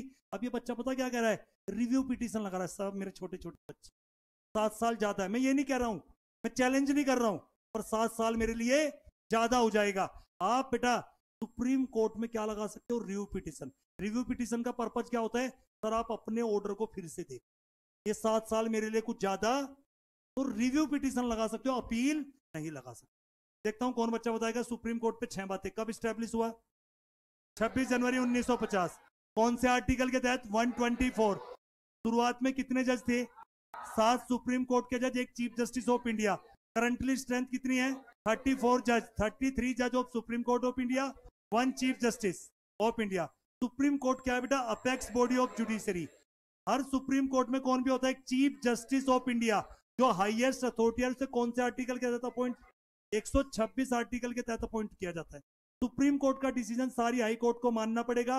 आर्टिकल 141, अगर किसी इंडिविजुअल का फंडामेंटल राइट्स का वोलेशन होता है तो रिट पिटीशन लगा सकता है। किसके पास? सुप्रीम कोर्ट के पास। और सुप्रीम कोर्ट हाईएस्ट बॉडी है बेटा, तो हाई कोर्ट के अगेंस्ट कहां पे अपील लगा सकते हो? सुप्रीम कोर्ट में। और सुप्रीम कोर्ट प्रेसिडेंट को भी एडवाइस कर सकता है पब्लिक इंपोर्टेंस। और सुप्रीम कोर्ट की एक बात क्या बेटा, सुप्रीम कोर्ट अपने ऑर्डर को रिव्यू कर सकता है अगर किसी ने रिव्यू पिटीशन लगाई है, आर्टिकल 137। ये मॉड्यूल से एक्स्ट्रा था, मॉड्यूल में इतना नहीं है, पर अब तुम अच्छा लिख के आओगे। ऐसा नहीं कि वहां चेक करने वाले अनपढ़ होते, तुम अनपढ़ हो, वो चेक करने वाले को दिखता है। अगर अच्छा कंटेंट लिखोगे अच्छे मार्क्स में। चलो बच्चे आ जाओ भाई। सेकंड क्या है बेटा, हाई कोर्ट क्या है बेटा, सेकंड हाईएस्ट कोर्ट इन हियरकी। टॉप पे क्या होती है बेटा, सुप्रीम कोर्ट एक होती है, हाई कोर्ट हर स्टेट में होती है। आर्टिकल 214 214 क्या बोलता है इंडियन कॉन्स्टिट्यूशन का, हर स्टेट में क्या होनी चाहिए बेटा, in India there are 25 high court, और हर स्टेट में बेटा एंड यूनियन टेरिटरी 6 ऐसे स्टेट है जहां पे एक सिंगल ओल्डेस्ट हाई कोर्ट कौन सी है कंट्री में, कैलकाटा हाई कोर्ट स्टैब्लिश 22 जुलाई 1862। बेटा सुनो सुनो बेटा, अगर आपके फंडामेंटल राइट्स का वोलेशन है, किसका राइट का, तो जरूरी नहीं आपको आर्टिकल 32 के तहत सुप्रीम कोर्ट में जाना है।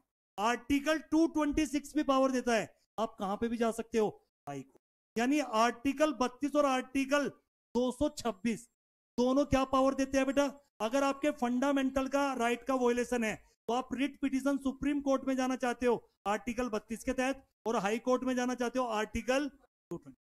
और अपील अगेंस्ट बेटा जितनी भी सबॉर्डिनेट कोर्ट होती है, चाहे सिविल मैटर हो चाहे, तो सबॉर्डिनेट कोर्ट के ऑर्डर के अगेंस्ट अपील कहां लग सकती है, और हाई कोर्ट के ऑर्डर के अगेंस्ट अपील। ठीक है बेटा। और आर्टिकल 227 क्या बोलता है बेटा, एक बात समझो, यूपी में एक हाई कोर्ट है, लेकिन यूपी में डिस्ट्रिक्ट कोर्ट तो बहुत सारी है, तो उन सबको सुपरवाइज कौन करेगी, यूपी हाई कोर्ट, यूपी में जो छोटी कोर्ट है। तो कह रहा है कि आर्टिकल 227 क्या बोलता है, all high court to practice superintendence over all court और tribunal within its territorial. बेटा यूपी में एक हाई कोर्ट है, लेकिन यूपी में बहुत सारे ट्रिब्यूनल बने हुए हैं बेटा, बहुत सारी छोटी कोर्ट बनी हुई है, तो उनको सुपरवाइज सुपरिंटेंडेंस करने की पावर किसको है, उस हाई कोर्ट को। बिहार की जो हाई कोर्ट है बेटा, वो जितनी छोटी कोर्ट है उसको सुपरवाइज कर रही है। अब बताओ 5 बातें हाई कोर्ट पे। High court second highest court है। आर्टिकल 214 बोलता है हर स्टेट में एक हाई कोर्ट होनी चाहिए। 25 हाई कोर्ट है, 6 से स्टेट है जहां एक ही हाई कोर्ट शेयर करती है। सबसे पुरानी कैलकाटा हाई कोर्ट स्टैब्लिश 22 जुलाई 1862। आर्टिकल 226 क्या पावर देती है, अगर किसी इंडिविजुअल का फंडामेंटल राइट्स का वोलेशन है, आप रिट पिटीशन लगा सकते हो हाई कोर्ट में। और सबॉर्डिनेट कोर्ट का जो ऑर्डर आया है, चाहे वो सिविल मैटर पे क्रिमिनल पे, तो अपील कहां लगाई जा सकती है, हाई कोर्ट। हो जाएगा नहीं। फिर उसके बाद क्या है बेटा, डिस्ट्रिक्ट कोर्ट क्या होती है बेटा, below the high court are the court of district जज। डिस्ट्रिक्ट जज डील करता है बेटा सिविल लॉ, जैसे बेटा contractual dispute and claim for damage होगा ये बेटा। इतने दिन से पढ़ रहा है इंडियन कॉन्ट्रैक्ट एक्ट, कुछ तो वर्ड पहचान करने शुरू कर। द कोर्ट ऑफ डिस्ट्रिक्ट, बेटा सुनो, हाई कोर्ट से नीचे कौन सी कोर्ट होती है, द कोर्ट ऑफ डिस्ट्रिक्ट जज डील विद, जैसे बेटा कॉन्ट्रेक्चुअल डिस्प्यूट। एक होती है बेटा डिस्ट्रिक्ट कोर्ट में भी कोर्ट ऑफ सेशन, कौन सी होती है, ये किसको डील करती है बेटा, सुनना, अंडर पेक्यूनरी जुडिक्शन। क्या होती है पेक्यूनरी, मोनेटरी।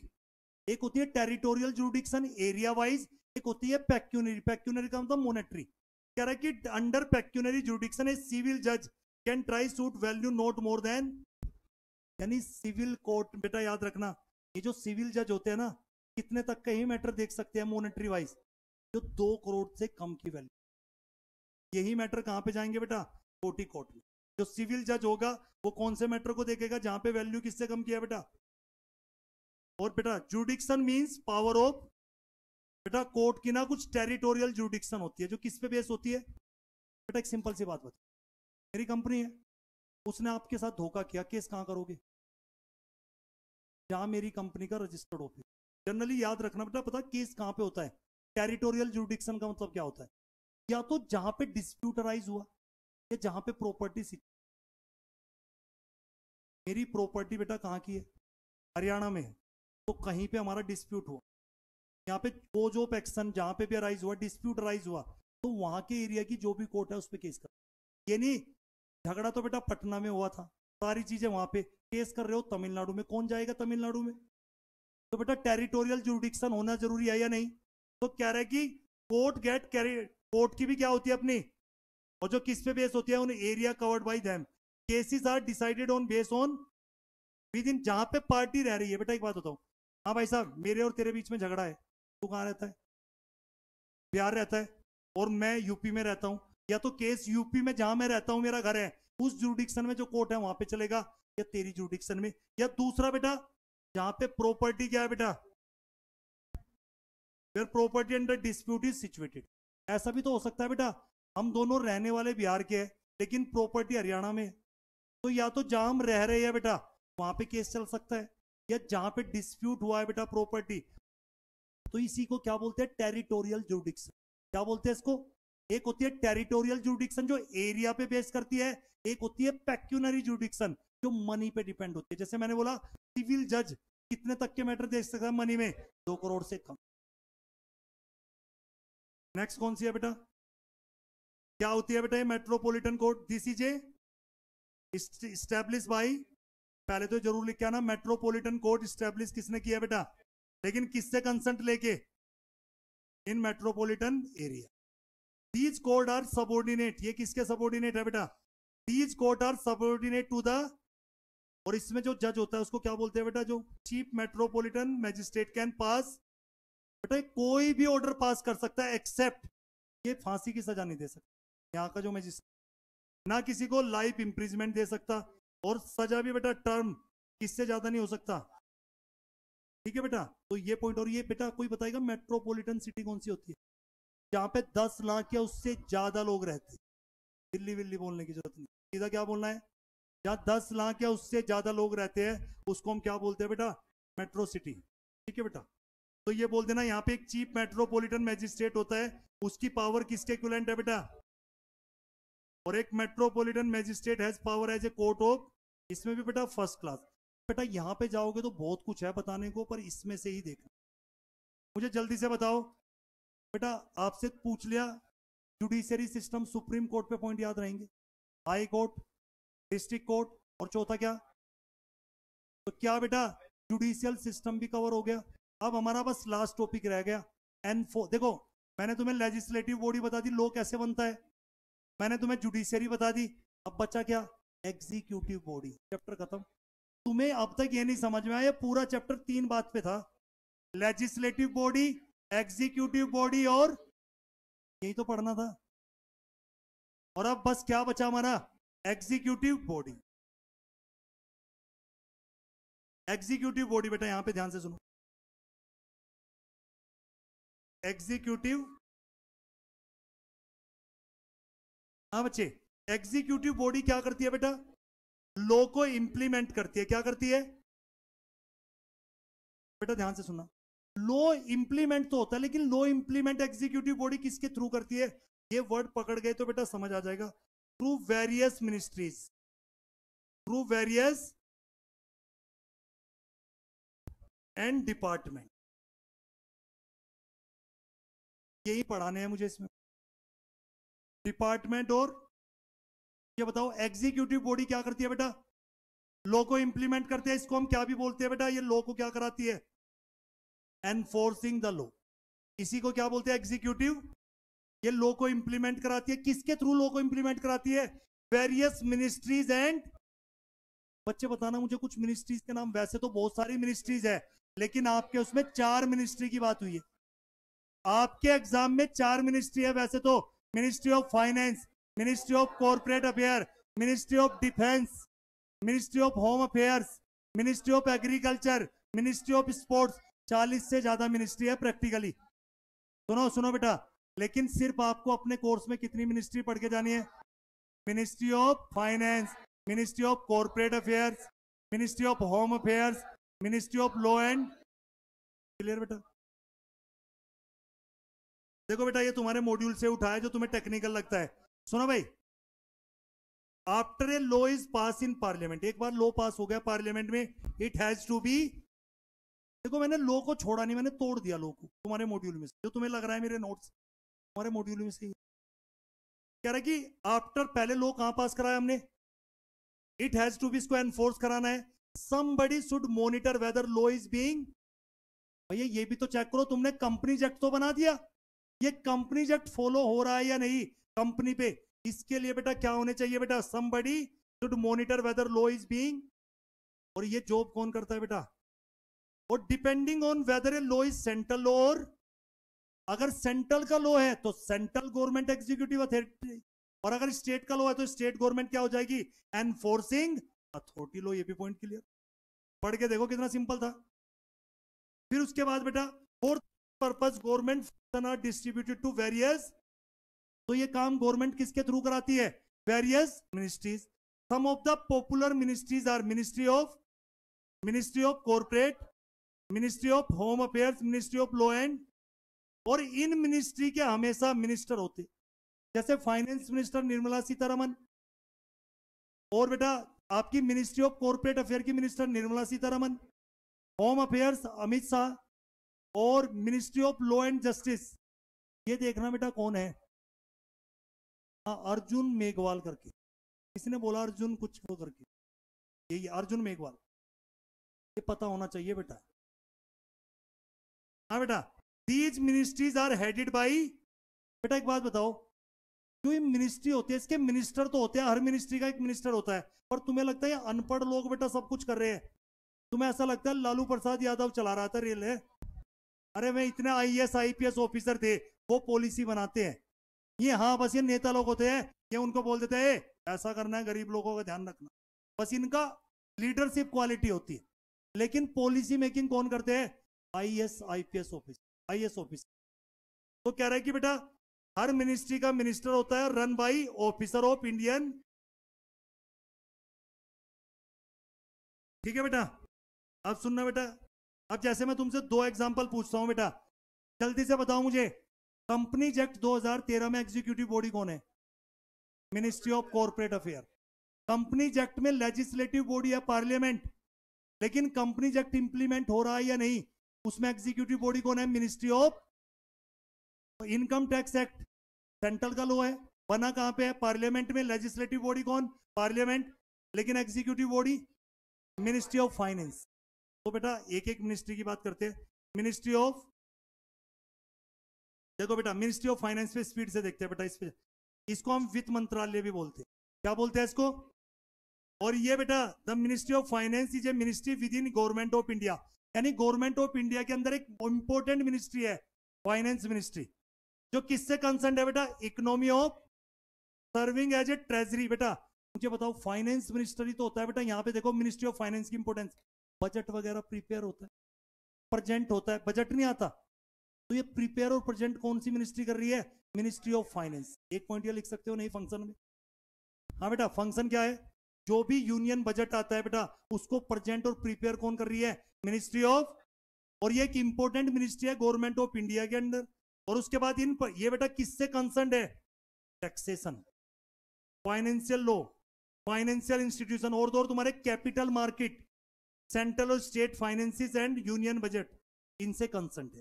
थर्ड मुझे बताओ बेटा, एज ए चार्टर्ड अकाउंटेंट बताओ तुम्हारे लिए मिनिस्ट्री इंपॉर्टेंट है या नहीं बेटा। जब भी मुझे बताओ रेट चेंज होते हैं टैक्स के, क्या क्लाइंट को आपको उसी हिसाब से फिर पॉलिसी बनानी होती है, तो कह रहे कि आपके लिए फाइनेंस मिनिस्ट्री सोच के देखो कितना इंपॉर्टेंट है। As a chartered accountant many of your day to day work life will be impacted by this ministry, जो भी इनके डिसीजन आएंगे बेटा उसके अकॉर्डिंग क्या होता है आपको अपनी, दिस मिनिस्ट्री सो इंपॉर्टेंट, ज्यादातर लोग इसी मिनिस्ट्री, इसी पोर्टफोलियो को लेना चाहते हैं बेटा। सरकार बनने के बाद ना, प्रधानमंत्री बनने के बाद दूसरा सबसे हाईएस्ट, सबसे अच्छे वाली पोस्ट कौन सी है, सोच के देख, सारा पैसा तुम्हें पता है बेटा 2 लाख करोड़ रुपए जीएसटी से हर महीने आता है, और ऐसे पता नहीं कहां कहां से आते होंगे, सारा पैसा किसके अंडर में आ रहा है बेटा, कौन दे, ठीक है बेटा।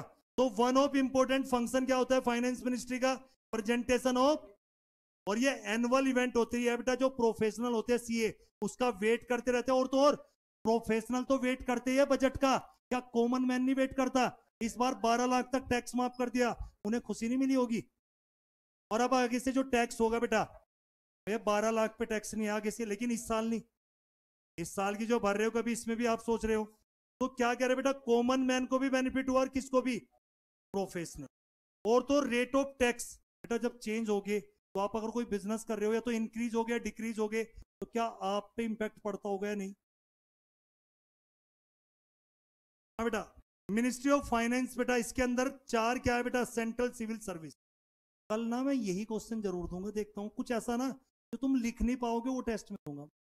मुझे भी पता है ना बेटा, तुम्हारी शक्ल देख के बता दूंगा कौन सा क्वेश्चन तुमसे लिखा भी नहीं जाएगा, तो उसी पे काम करके आना।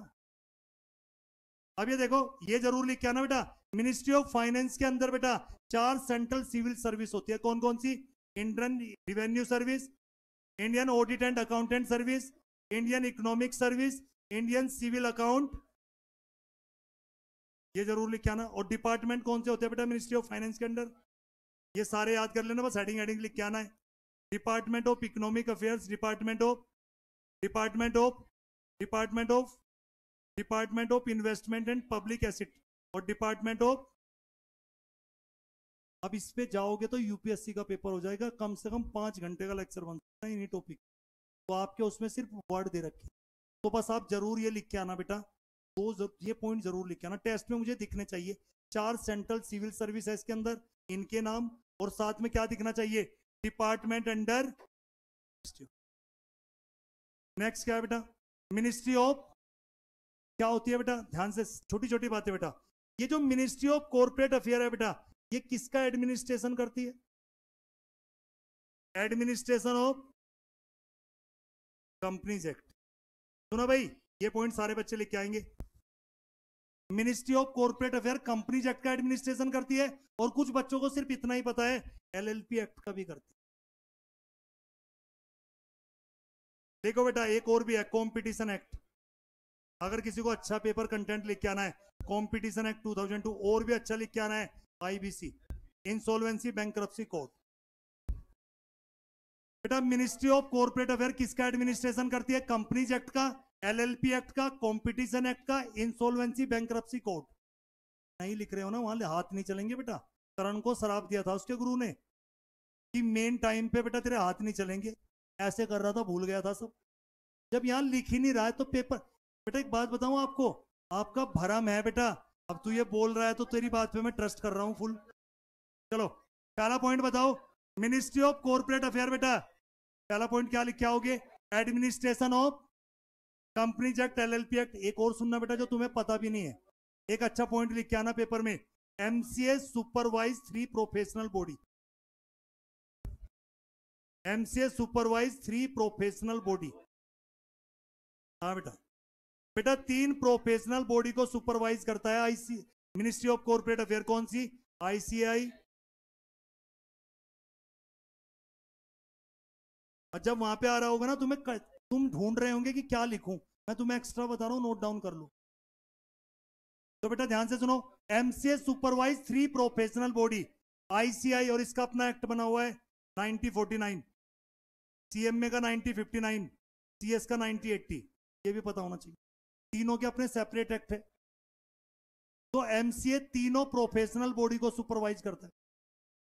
बोल भी रहा हूं बेटा, कानपुर में हड़ताल नहीं होनी चाहिए। ICSI act 1980, ICI act 1949, ICMAI post management accountant India 1959। MCA supervise 3 professional body. Clear बेटा? बेटा ये भी एक इंडिया की देखो बेटा, एमसीए यानी इंडियन गवर्नमेंट मिनिस्ट्री, पहला पॉइंट। ये किसका एडमिनिस्ट्रेशन करती है बता दिया मैंने, दूसरा पॉइंट। तीसरा पॉइंट, ये 3 प्रोफेशनल बॉडी को, और इस मिनिस्ट्री की बेटा कौन रन करते हैं, इसमें कौन होते हैं? सिविल,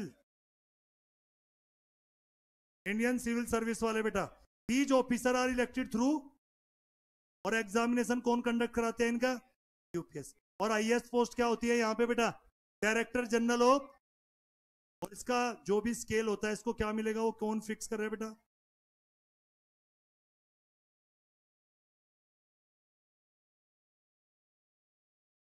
मैं कह रहा हूं कि बेटा जैसे आईएएस ऑफिसर बनते हैं ना, तो कल तू आईएएस ऑफिसर बनने के बाद तेरी रैंक पे डिपेंड करता है तू क्या किस पोस्ट तक पहुंचेगा। फाइनेंस मिनिस्टर के भी सेक्रेटरी लेवल होते हैं, वो आईएएस की टॉप पोस्ट पहुंचे। तो मैं ये क्या कहना चाहता हूं, मिनिस्ट्रीज मोस्टली, ये मिनिस्ट्री किसके द्वारा? सिविल सर्वेंट के द्वारा रन की जा रही है। और ये ऑफिसर कौन इलेक्ट होते हैं बेटा? Through civil service. और इनका एग्जाम कौन लेता है? और जो इसमें हाईएस्ट पोस्ट होती है मिनिस्ट्री ऑफ कॉर्पोरेट अफेयर में, ये होती है director general of corporate affair. हाँ बेटा, मिनिस्ट्री ऑफ होम अफेयर्स कौन बताएगा? मिनिस्ट्री ऑफ, ये भी एक मिनिस्ट्री है गवर्नमेंट। बेटा सब में एक बात जरूर लिख देना, जो भी मिनिस्ट्री आए, ministry of home affairs is a ministry of government of, ये तो तीनों में लिखना है। ये बेटा इसमें क्या होता है, इंटीरियर मिनिस्ट्री। देखो बेटा इसके अंदर होता क्या है बेटा, ध्यान से सुनो। ये होम, कोई बताएगा मुझे होम अफेयर्स का काम क्या होता है?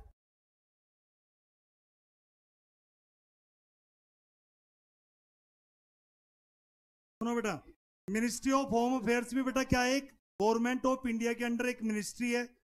और इसका मेन फंक्शन क्या है बेटा, इस जो मिनिस्ट्री ऑफ होम अफेयर्स है, जिसके मिनिस्टर कौन है बेटा, अमित शाह। तो उसमें मेन क्या है बेटा function, internal security and law and order, counter terrorism, border security को देखना बेटा, कुछ हमारे देश बॉर्डर से मिलते हैं।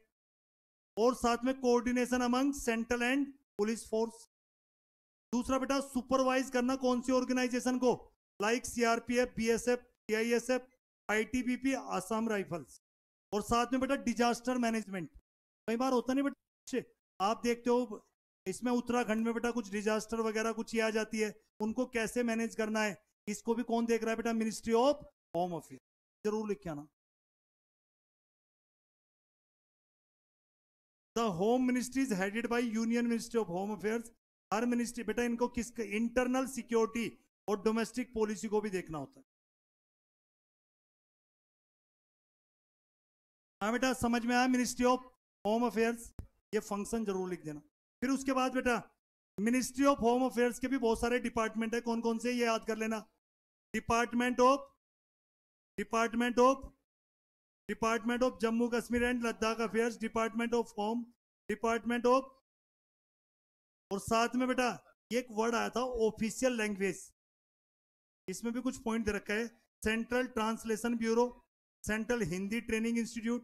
बेटा कई बार होते नहीं सर्वे वगैरह कराने होते हैं, ठीक है बेटा, ये बहुत सारी चीजें भी कौन ऑर्डर देती है बेटा, मिनिस्ट्री ऑफ होम अफेयर। फिर बेटा क्या है इसमें last, ministry of law and justice. हाँ बेटा हमारा मिनिस्ट्री ऑफ कॉर्पोरेट अफेयर्स हो गया, मिनिस्ट्री ऑफ फाइनेंस हो गया, ministry of home affairs last क्या है बेटा, ministry of law and justice. इस पे भी लिखो थोड़ा सा।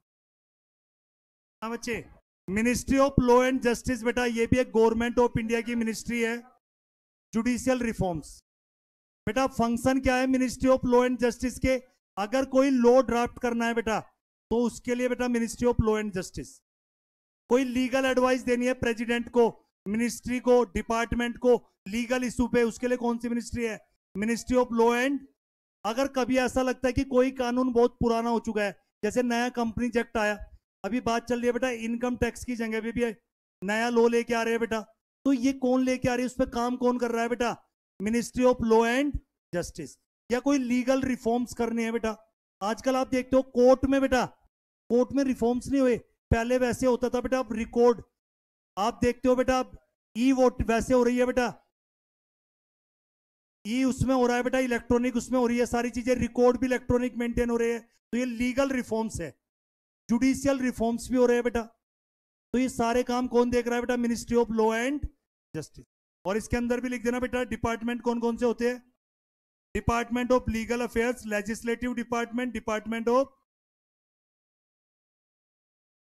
और लास्ट बेटा तीन छोटे छोटे पॉइंट बचे आपके, सेबी।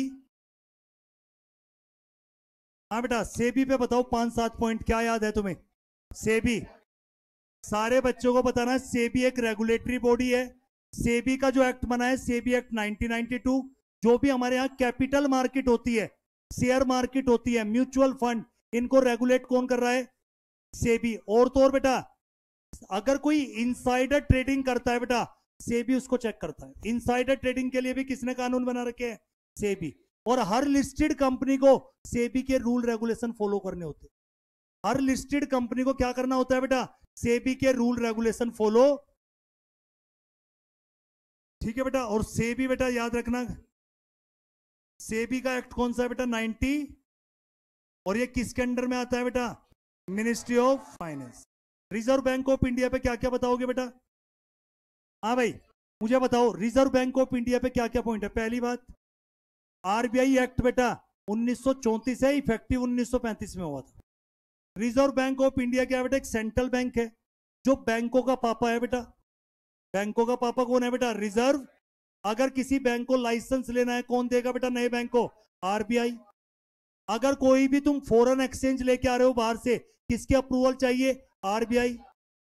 और कुछ बताओ। और तो और आरबीआई अपनी कुछ बहुत सारे डिसीजन भी लेता है, आपने इको में पढ़े होंगे, रेपो रेट, एसएलआर, तो ये सब क्या है बेटा? और तो और तुम्हारी करेंसी कौन इशू करता है? आरबीआई। हाँ, 1 रुपए का नोट कौन इशू करता है? Central government, ministry. ठीक है बेटा, ठीक है बेटा। और तो और बेटा जो तुम्हारे यूपीआई ये सब चीज है बेटा, इस सिस्टम को भी कौन मैनेज कर रहा है बेटा? आरबीआई। बेटा ये वाला समझना, ये मोस्टली बच्चों को पेपर में आ जाता है बेटा। आईबीपीआई समझ नहीं आता मोस्टली। बेटा सुनना, आईबीपीआई पे मैं 10 बातें बोलूंगा, थोड़ा ध्यान से सुनना। देखो, पेपर में फेल होने का सबसे बड़ा रीजन, आप पूरा चैप्टर पढ़ के गए, रिस्क सिर्फ आईबीपीआई पे लेके गए, और तुम्हारी किस्मत इतनी खराब है बेटा, अपनी किस्मत को ऐसी मान के चलना जैसे ऊंट पे बैठे हुए कुत्ता काट ले, जो छोड़ के जाओगे वही आएगा। अब पता चला सब कुछ पढ़ के गए बेटा, ऐसी है ना किस्मत। तो बेटा सोच के देखो, अब हम लास्ट पॉइंट पे आ गए, इसी पे हम मस्ती में उड़ा देंगे। इस पे बेटा थोड़ा सा रिलैक्स हो जाओ। आईबीपीआई पे अगर तुमसे मैं पूछ लूं, तुम्हें कुछ नहीं पता है, मैं तुम्हें ना तरीके से बताता हूं, क्योंकि मैं फाइनल भी पढ़ाता हूं और मैं इंसॉल्वेंसी बैंक्रप्सी कोड पढ़ाता हूं, तो 8-10 पॉइंट ऐसे बता देता हूं जो आईबीपीआई पे तुम्हारे याद रहेगा। सुनना बेटा, ये आईबीपीआई है क्या बेटा? इंडिया में बेटा ध्यान से सुनना, इंसॉल्वेंसी के लिए कानून आया, आईबीसी कोड, आईबीसी 2016। बेटा सुनो, अगर किसी का,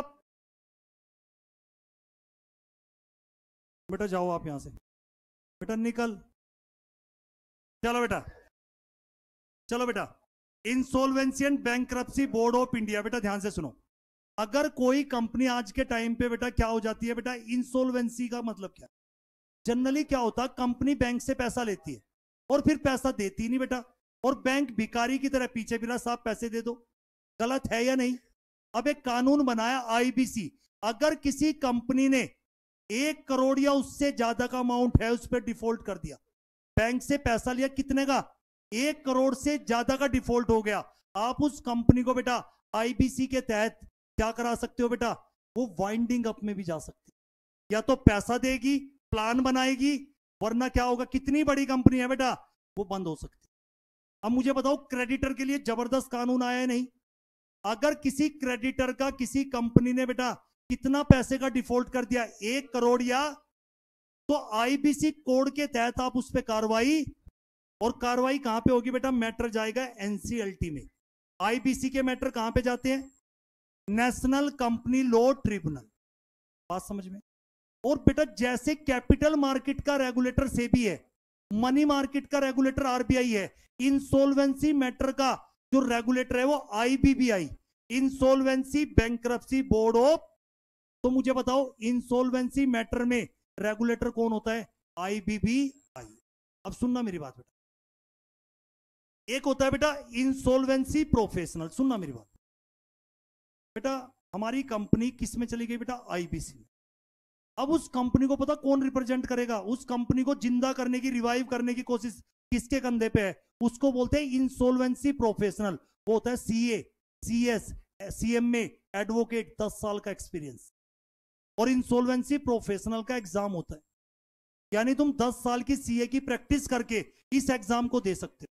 जैसे बेटा आपने कंपनी का नाम सुना होगा अभी, बायजूस, वो आईबीसी में चली गई, तो अब वहां पे क्या हो रहा है, जितने भी क्रेडिटर हैं उन सबको बुलाया गया, तो उनके साथ प्लानिंग हो रही है कि कंपनी को फिर से रिवाइव कैसे किया जाए। आपको बोल रहे हैं भाई साहब आपका पैसा यहां से दे देंगे, आप कह रहे हैं मुझे अब दिक्कत नहीं।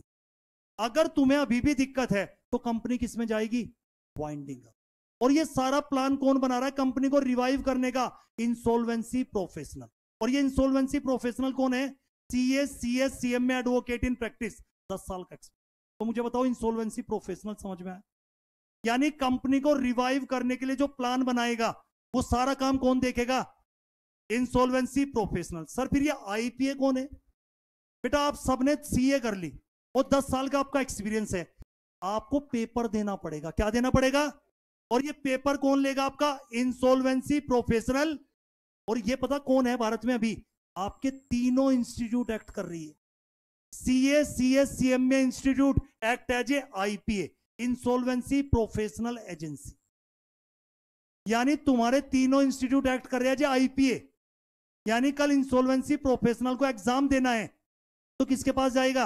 आईपीए। और वो एग्जाम का सर्टिफिकेट, रिजल्ट भी, मार्कशीट कौन देगा?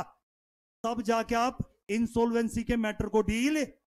और इन सब को बेटा, यानी क्या मैं बोल सकता हूं, सबसे बड़ा तो यहां पे क्या है? आईबीबीआई।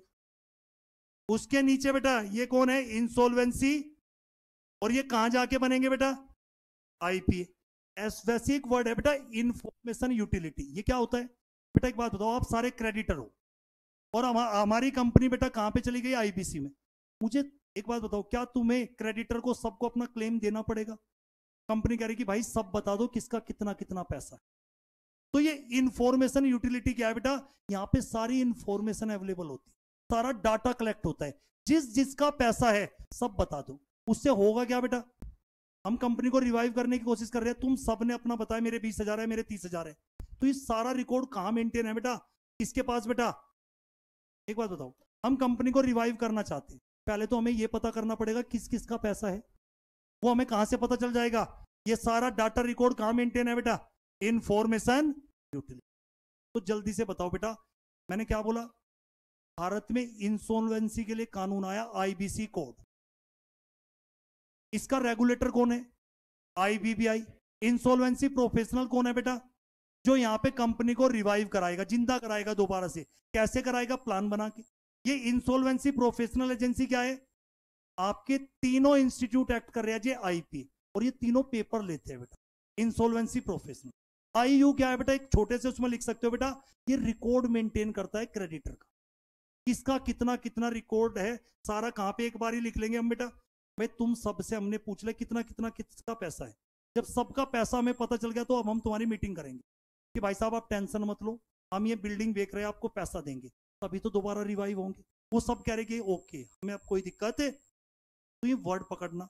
दूसरी बात बेटा, बेटा ध्यान से सुनना, आईबीसी में इंडिविजुअल भी जा सकता है बेटा, यहां पे कंपनी भी जा सकती है बेटा, एलएलपी भी बेटा क्या कर सकती है?